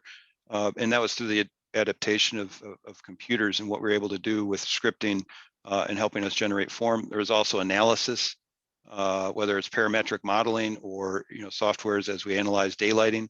And then of course, manufacturing, whether it's with robots or additive manufacturing, with 3D printing and how it's going to affect our industry in the future. And that list of technology just keeps growing. This slide here can be expanded 100 times. And I think if I'd give a plug to all the students on here, it's just learn them all.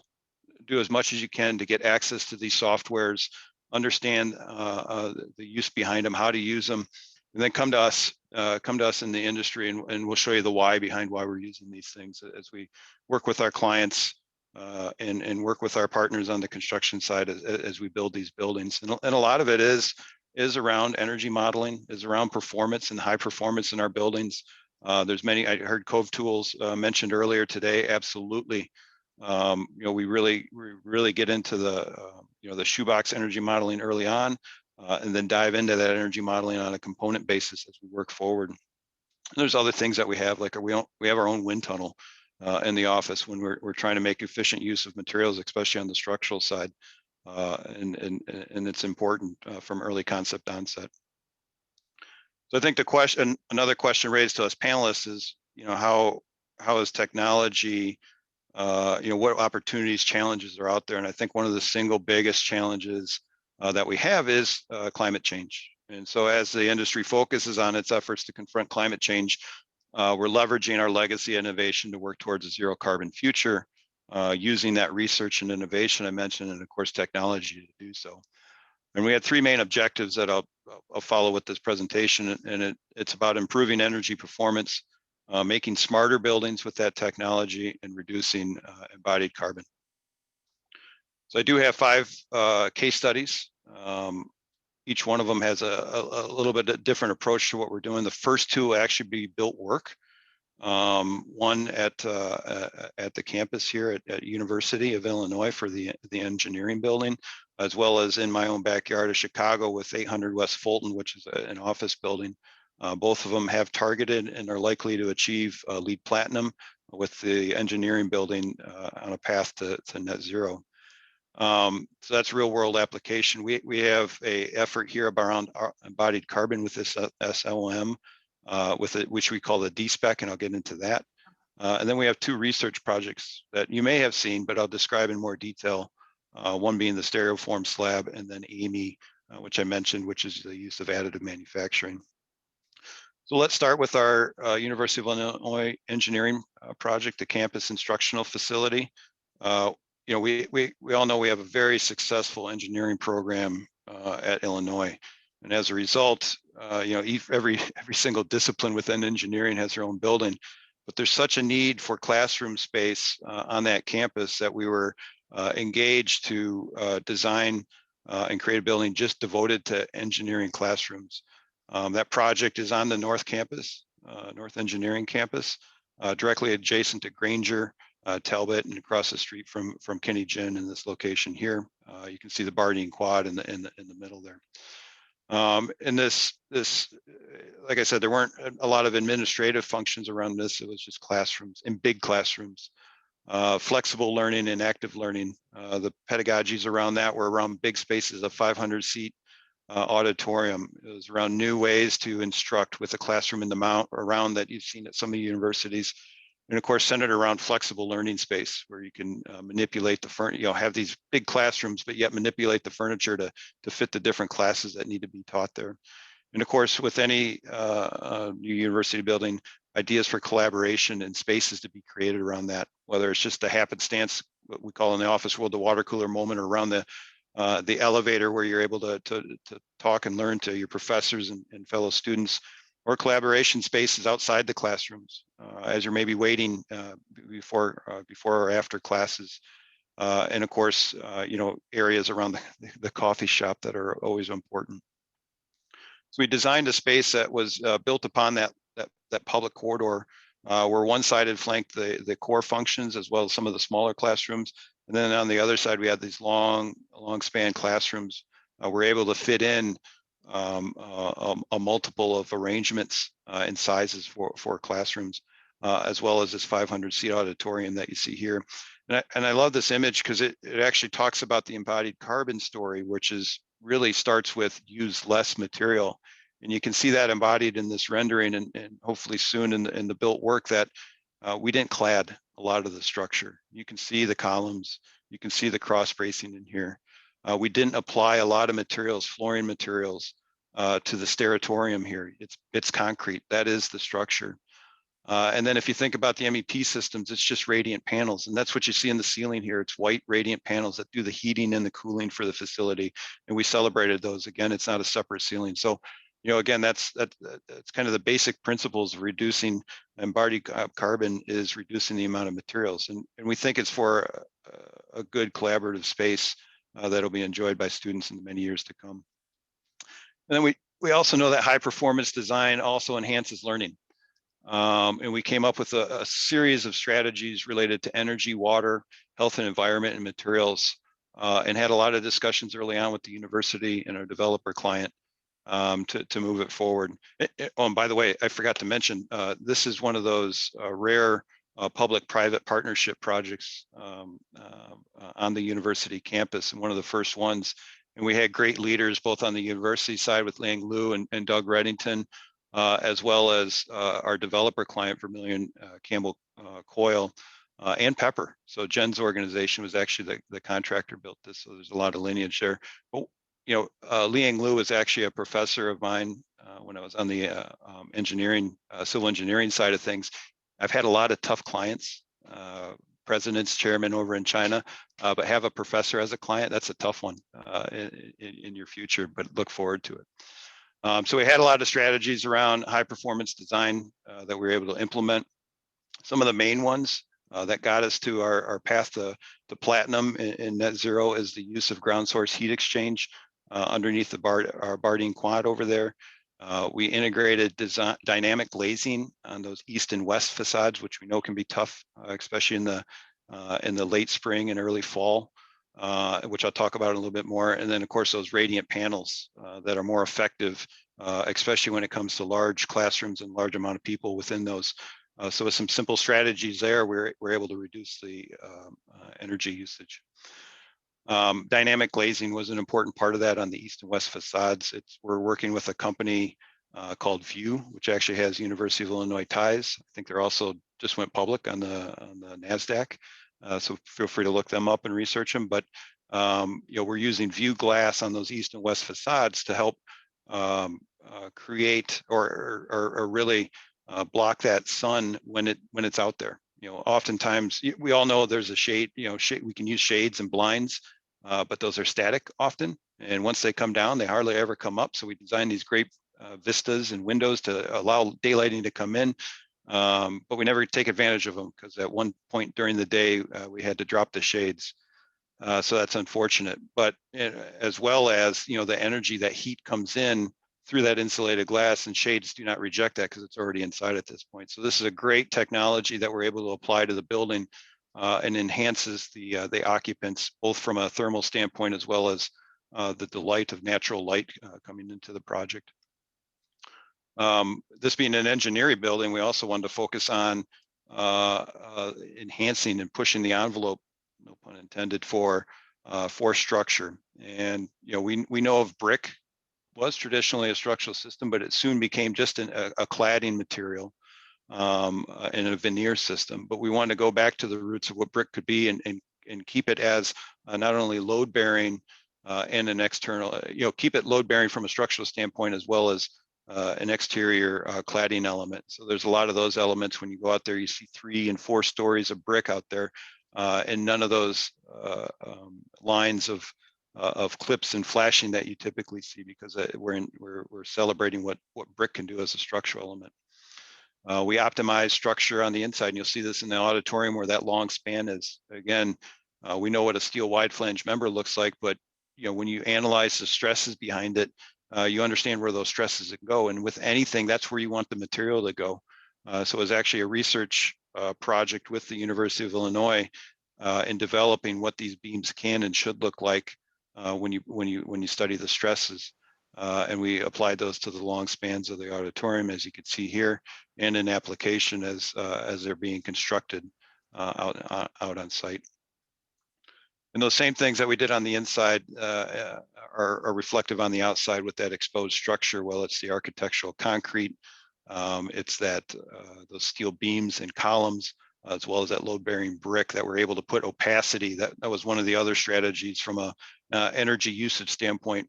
Put windows where they want to be to let that natural light in, but also use opacity as much as possible. That way we could heavily insulate it and have this building perform.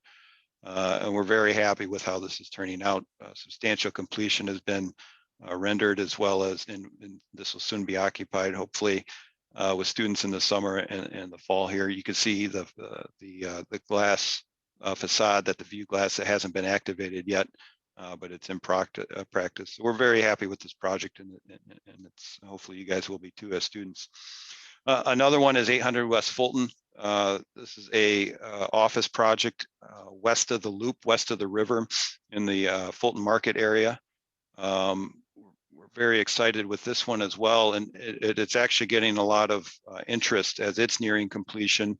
One of the main reasons are these rooftop terraces that occur every 2 floors, and with the pandemic, obviously we designed it before that, but with the pandemic, we have a lot of office tenants that are looking for that access to outdoor space.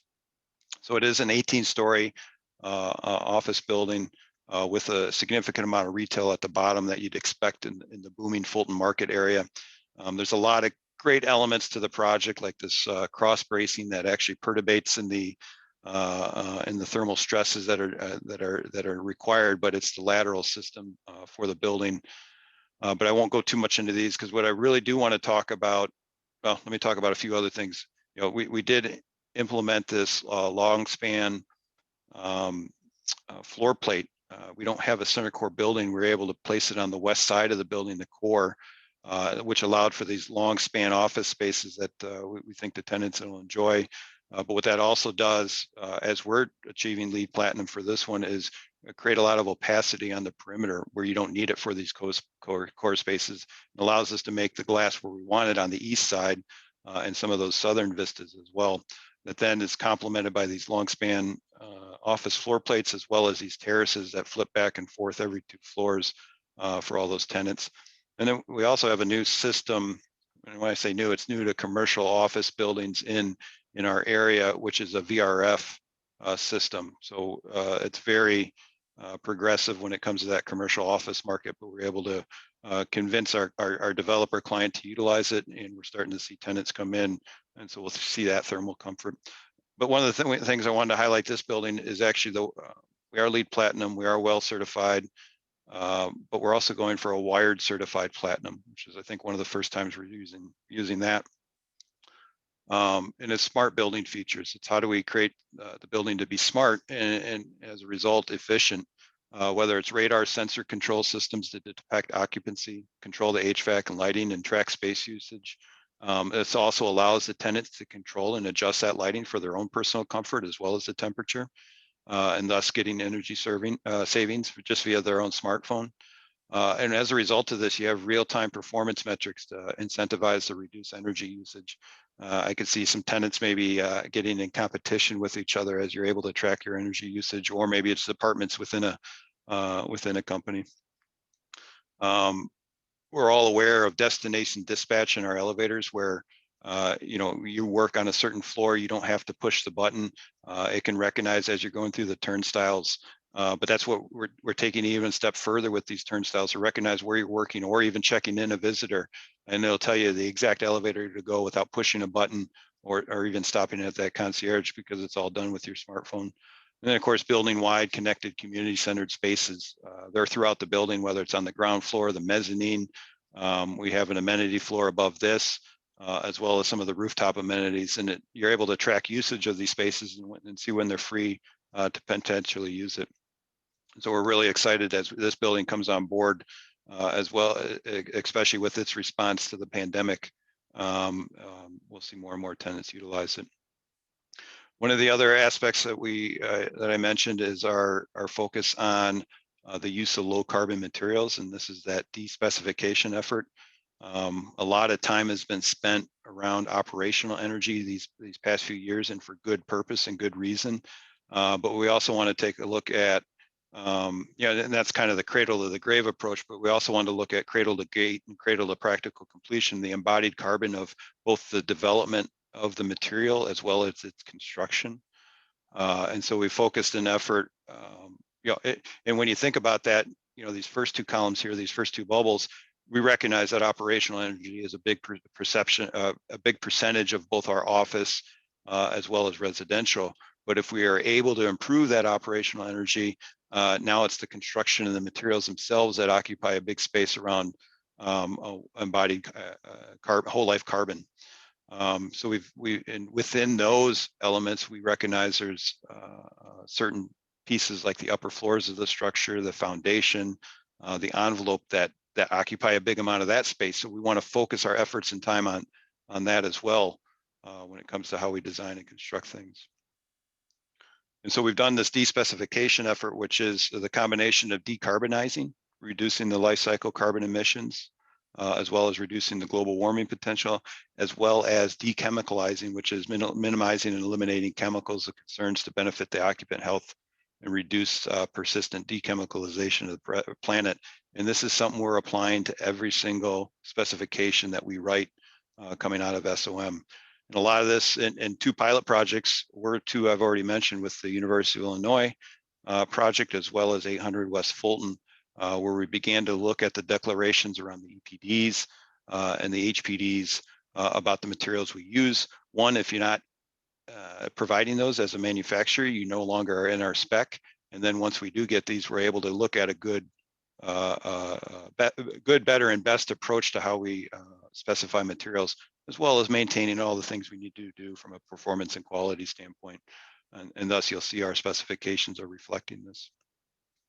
And then I move on to actual research projects that were done. And this is one that some of you may have seen in the city of Chicago. We call it the Stereofoam slab. I think a lot of our research is born of projects that we've already done, and it's just taking things another step further. This is an office project we did in Sydney, Australia, called 100 Mount Street. And it's such a tight market when it comes to the floor to floors and what you can achieve in that market on a commercial standpoint, that we don't leave a lot of space when it comes to the typical beams and then putting ducts and circulation around it. So we did some structural gymnastics at here, where you're actually coving out spaces where we could put that circulation of ductwork in. Then you begin to think about it, and it's like, well, we made it work. So why don't we actually, we're using less materials. We're able to make it work structurally. So let's figure out how to do this on all our buildings as a result. And I think we have more and more buildings that we have this open loft style. We want to celebrate the structure within it. So we began to look at some of the analysis around this. And then we also have to think about, well, how can we do it? These are complex shapes here. So we teamed with a company in Europe called Odeco, which could actually, using robots, and this it's basically called used wire cutters. Hopefully you have in your studio work. It's basically a giant wire cutter for foam that then we could apply to formwork for the project and reuse it. And you can just imagine how beautiful this could be as a building, and working with these long spans to make it open for the actual commercial use of these, but then also open it up to the loft-like spaces that we see in the industry right now. And so this was something we put out for the biennial in 2019. Like I said, we worked with Odeco and using their robots to cut the formwork. We worked with McHugh Construction and partnered with Sterling Bay, where we developed the site in Fulton Market, and you can see the formwork going up here. And then did it. We cast it, and it became a celebrated element for the biennial. You can see the formwork on the side here that we actually used as a seating installation. So we're actually celebrating those materials. We had quite the gathering and quite the turnout when it came to the use of the space as we celebrated it. And then last year, one I'll present is a project we affectionately call AMY, and it stands for Additive Manufacturing and Integrated Energy. Additive manufacturing, 3D printed, and then IE is the integrated energy portion of it. This was a governor's chair partnership, which was a combination of industry, the architects and engineers, academia, which was the University of Tennessee, Knoxville, and science, which was the Oak Ridge National Laboratory, and a lot of other industry partners within it. But we were challenged with the idea of how do we use additive manufacturing. And we knew that Oak Ridge had that capability. They had a 3D printer about the size of a parking space where we could build big life-size pieces. But as architects and engineers, we had to ask ourselves, why? Why do it? And I think that's the challenge to all of us as we're developing these new technologies is the why behind it. So we looked at it and we said, well, with additive manufacturing, we could design for zero waste, meaning, you take a concrete and traditional methods of formwork, fine, you build the concrete, you put the material where you want it to be, but you throw away the formwork. You look at a steel beam, it's great, but these are kind of off the shelf elements and you're wasting portions of that beam when it comes to that load that needs to be applied to it. Or just look at wood construction. These things are all nominal. You cut off a piece of the 2x4, you throw part of that way. But with additive manufacturing, we could design where that material wanted to be and place it exactly there, zero waste. We could also design within that where the cladding also became the structure, and these were singular elements as we built it. With additive manufacturing, it allowed us to apply complex organic forms that we all like as architects and engineers, but do it purposeful. We could put these organic geometries with rounded corners and curved surfaces that reduce localized stresses or mitigated airflows when it comes to the wind studies. And additive manufacturing allowed us to do that. And then, of course, we could apply this to maximizing the energy efficiency and the renewable energy. This additive manufacturing, again, the structure becoming the exterior wall was also the solid surfaces that we need to implement this vacuum insulated panels, or MAIs, we call it, modified atmospheric insulation panels, and I'll explain those more in a little bit. But we could put these spaces out there, as well as putting the windows where they needed to be, and you weren't just resigned to the fact of the simple shapes that we're so used to. Yeah. Look, Randy, just want to give you the heads up of about a 1-minute warning at this point. There we go. Excellent. Okay. This is the last project. I'll get it through. And so we're also able to use 3D printing and integrate the photovoltaics with it. And you can see that here, that one of the other things we had to learn is how to work with the machine itself. And a story I'd like to tell is as we're developing, and understanding how the 3D printer works and how you actually lay it up, we had a deadline to present to the Department of Energy, and as a result, there was a timing of these panels we were putting together that wasn't working, and so we had to understand how the system built it. We went into the IGS files and were able to turn a 12-hour turnaround time to 6 hours for each of these C shapes that then created these loops, and working directly with the machine and understanding it. We had to use traditional structural methods, yet still understand how to work with the carbon fiber and putting these C's together. Here's that modified atmospheric, and why it's so important is because we had thin panels, and what you typically had to do in multiple inches of insulation, we could do within one and get the thermal qualities that were well beyond fiberglass, EPS, XPS, and the ones that we're used to working. And then final assembly, working with Clayton Homes, which is a prefab housing manufacturer, to work with them on how to assemble it in a simple way.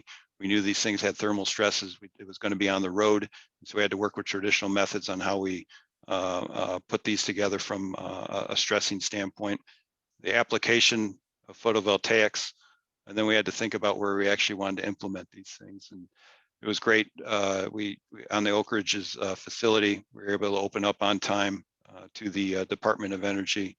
And since it wasn't quite enough that we 3D printed a building, we also 3D printed that Jeep, which also allowed us to bilaterally charge the building itself. So challenge accepted and hopefully challenge met, and we'll see how this applies to the future.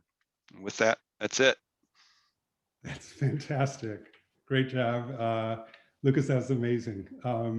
And, you know, we know Chicago's an overgrown small town, but again, not by design. You know, we should just assume that Lucas, Jen, and Mani all work together. And sure enough, there's a great deal of overlap there. And it's really heartening to see that. We know we need to be more collaborative, and it's fantastic to see just, you know, essentially randomly that worked out. So I'd like to open with a question. This one's from one of our students, Meyer Mystery, and this is for everybody. The question came up during Manny's talks, if Manny wants to field it first. Meyer says, great work. Can you please elaborate on the degree of accuracy for 3D reconstruction? Where are we at today? And I think we need to, yeah, there you go. Okay. Thank you. Thank you for the excellent question.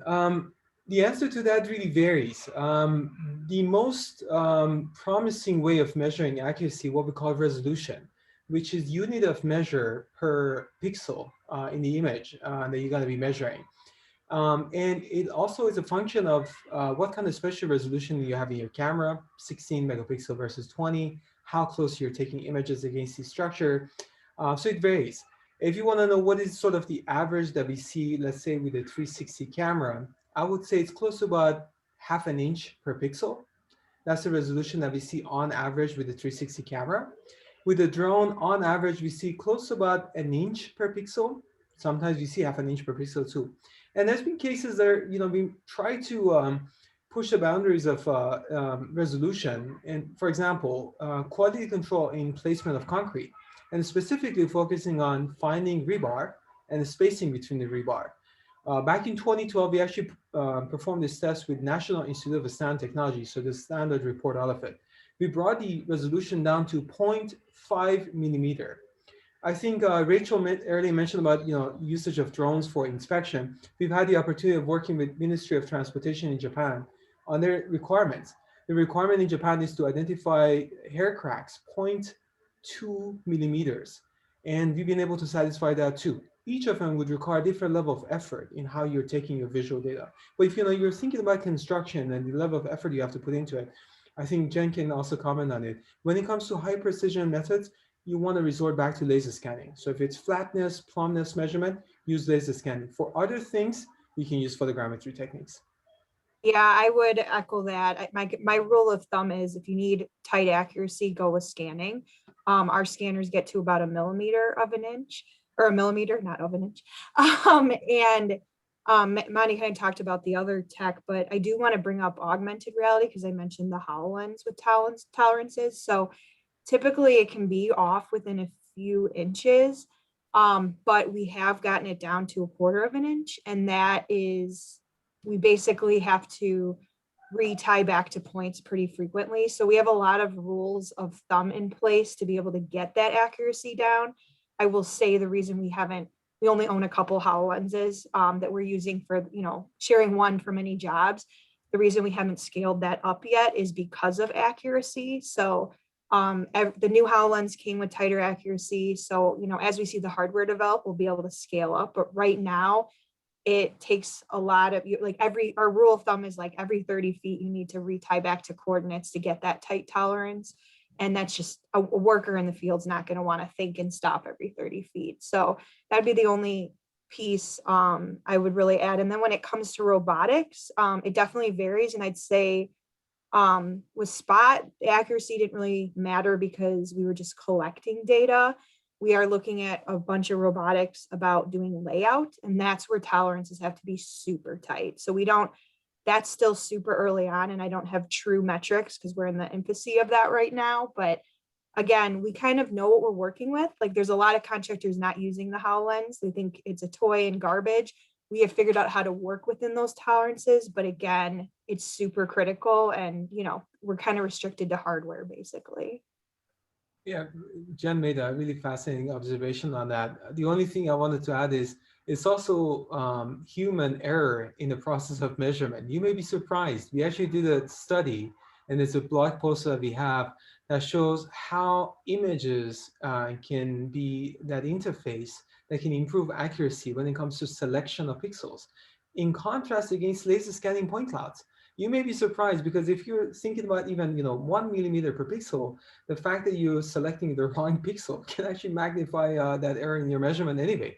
So there's some really hot conversation we had with a few other vendors in the market that they all commented on the role that images can provide as an interface for improving or minimizing that human error in measurement. Yeah, and Mani's right. There's a lot of things you can automate how you stitch everything together. Like when we fly our drones, we put control points out there, so it's easier to get that pixel. Just like when we have to do floor flatness and deviations and stuff like that with laser scanning, we're still putting targets out and tying back to a total station to get that tighter. So he's absolutely right. Anybody could buy a scanner today, go out and start scanning, but they won't have the tolerances we have because of all those other things that we know and are aware of. I can appreciate the comment about human error and measurement.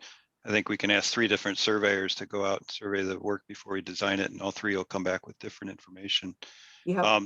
The only thing I'd add is, I think we do really good at the modeling side of BIM, building information modeling, and that precision and accuracy is needed, and it keeps improving. But I think there's the information side of BIM when it comes to when you are laser scanning, what are we actually looking at? What is a conduit versus what is structure? What is ductwork? What's a fastener?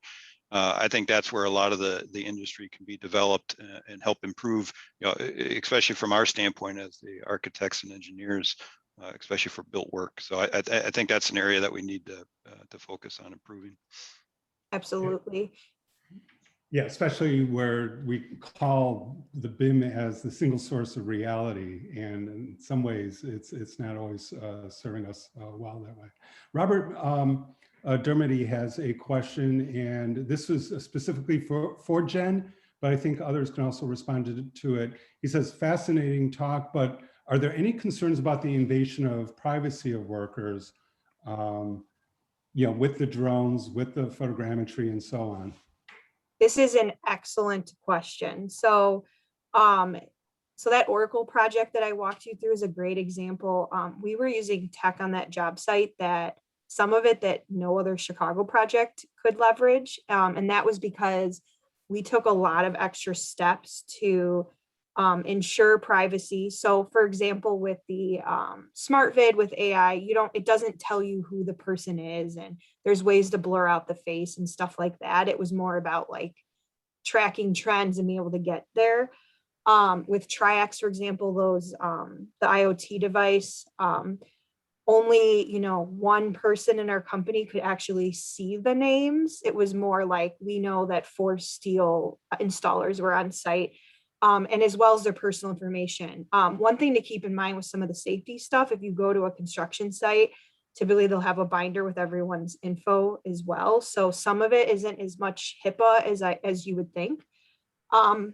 But so what happens is, one, I try to use the excuse of a webcam. We're pretty much all used to having a camera on a job site. I mean, if you walk down the street, you're probably caught on tons of security cameras. So we kind of took that story and really expanded it with all the other tech to really show them like, look, if we caught it on the drone, we already caught it on the webcam. But the big piece of it was, and how we got buy-in, because Triax was probably the hardest, to have a device on somebody and we know where you are at what zone you're in at all times was the hardest. It's gotten rejected at a lot of project sites. The unions rejected it on other jobs.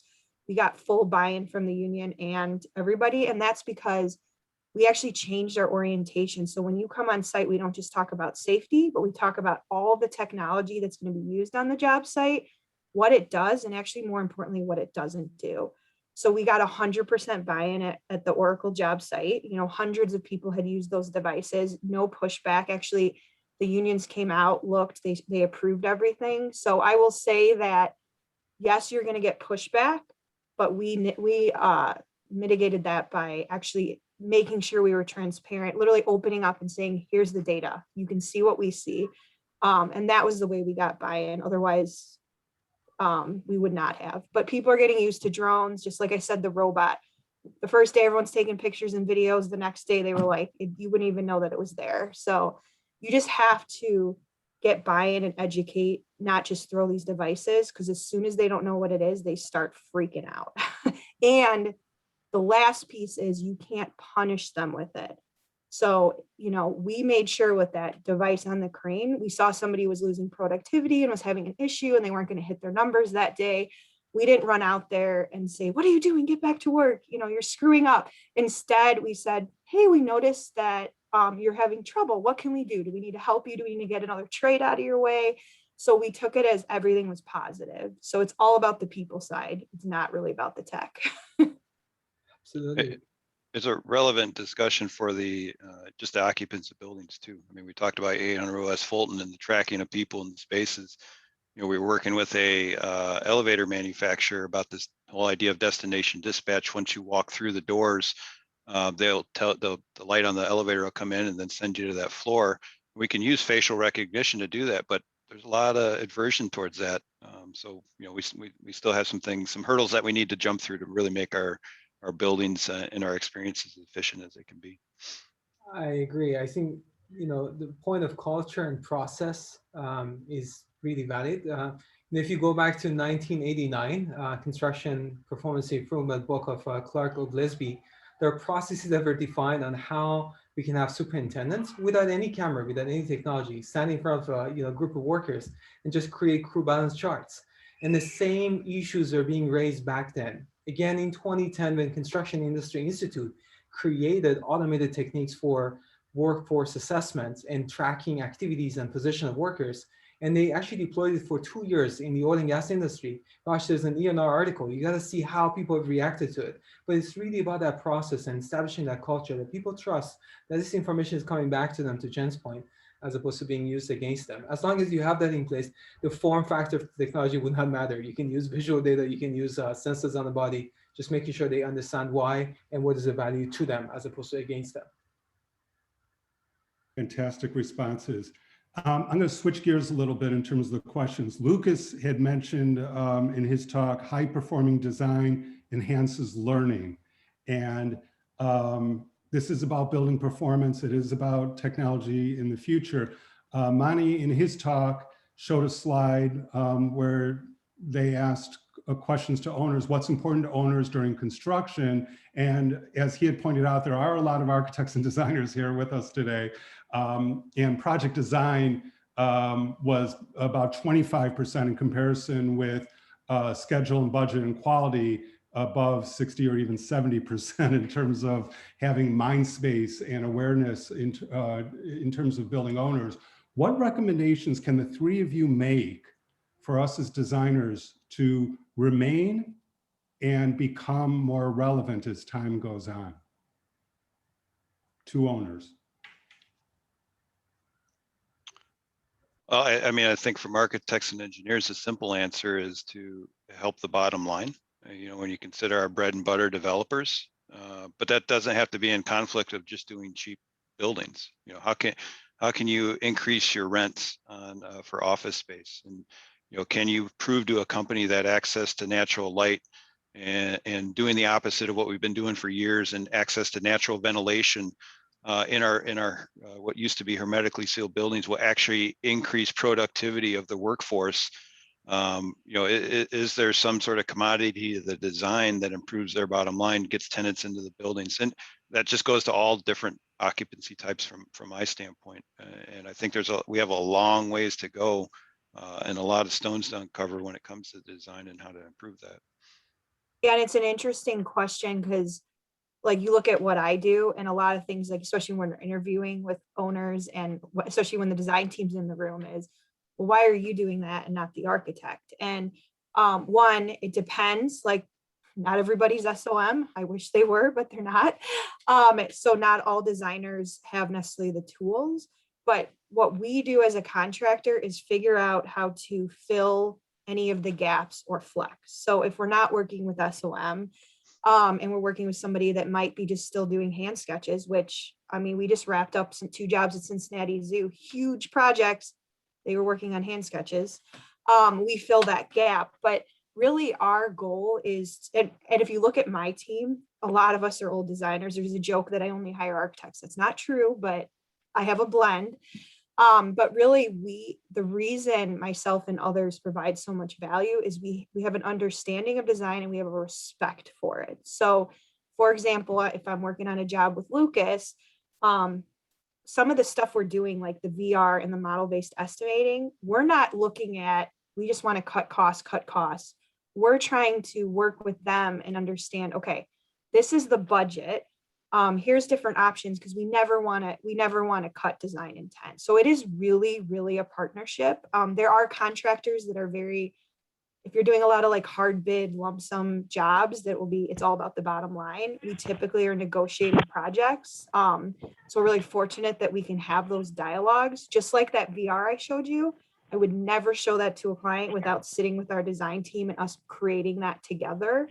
But they are such a critical part. I think the reason budget and schedule come up so much is I think owners just assume it has to be a good design. Like who's going to say I want an ugly building? And so the things they feel we can control is budget and cost, and you can still hit the same design intent with different ways to do it. And I think that's where we come into play. And I'll admit, as a designer, not everybody is as sophisticated to understand cost and schedule. I would say we're really fortunate, especially going to Illinois, you have a really strong technical background. So I think I had a stronger appreciation for that side than maybe someone who came from a really high design school. But that marriage is really critical, because design doesn't matter. We need to hit that design intent. Everything else we can control. How can we stay in that? Hopefully that helps. Absolutely. If I may add something. Mic is on. Do you want to share? Yes. I think, Randy, you were referring to me. Yes. Staying with the theme of the event today, which is sort of the role of technology in the future and making sure that, we educate the owners. There are really two pieces here. For example, with Jen, I've had the opportunity of being involved in a project where one of the main goals was to actually put together case studies that ROI on the usage of technology can be demonstrated to the owner. I mean, everybody who's participating in the webinar today, I'm sure everybody agrees that front-end planning, front-end engineering, that's where the most value is. The more effort you put on it, the better the execution of the project will be. But that means educating owners. So if it's after the fact, if you can put together these case studies that demonstrate ROI, that will be one way.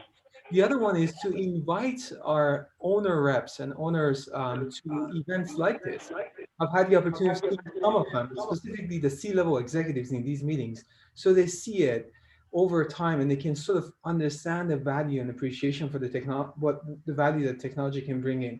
Once we educate them on that front, I think it would be much easier to make a case that more money needs to be spent upfront so you can get, projects delivered faster at a higher quality and lower cost. Yeah, and I think that's really, really important. Technology creates a transparency. So, if you look at quality on a job site, like floor flatness, you could say, oh, has your quality gone down? You had a spot over there that wasn't flat. The truth is, back in the day, they used a roller and checked one spot. Now we're creating this transparency. And additionally, Monty's totally right. ROI is important. One metric I didn't mention with the mock-ups is we had a project very recently we just wrapped up where we had budgeted $75,000 for a physical mock-up of one space.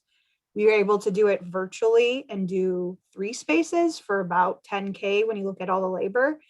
And when they actually went back and did numbers on what the changes we made in those virtual mock-ups versus the physical, we actually saved that job $110,000. So you see those cool walkthroughs and you think expensive, crazy, why are you doing this? We saved them over $100,000. So that's the stuff we have to just keep reiterating. And technology just creates a transparency. You can't hide the fact where you're at on a job site if you're using Reconstruct. It's crystal clear. You have the data, it's in front of you. I hope we had somebody from University of Illinois Facilities to hear about the value of virtual mock-ups. As we all walk on campus many, many times and see physical mock-ups in 2020. Yeah. All right, before we have a few final words from Professor Abbas Mansour, I wanted to, you guys are only allowed to give one-word answer. This is gonna be very quick. It's a question from Meyer Mystery, and the question is, what aspects of design and build will be fully automated 5 years from now?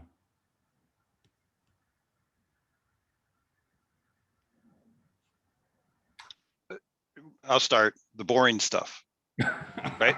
And I mean that, meaning, you know, let us elevate our profession into a way we can do really important things and really far-reaching things. So let's automate the boring stuff that we don't want to spend a lot of time. What's an example of boring stuff to you?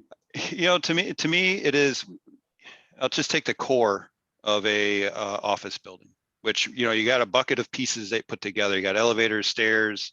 You know, there's the toilet rooms, and those are elements that belong in every core that we do. And if we can find a way to automate that generation and parametrically put it in, that way we can design the facade, we can design the floor plates, we can design the building. I'd rather focus time there, because our time is always, it's X amount, right?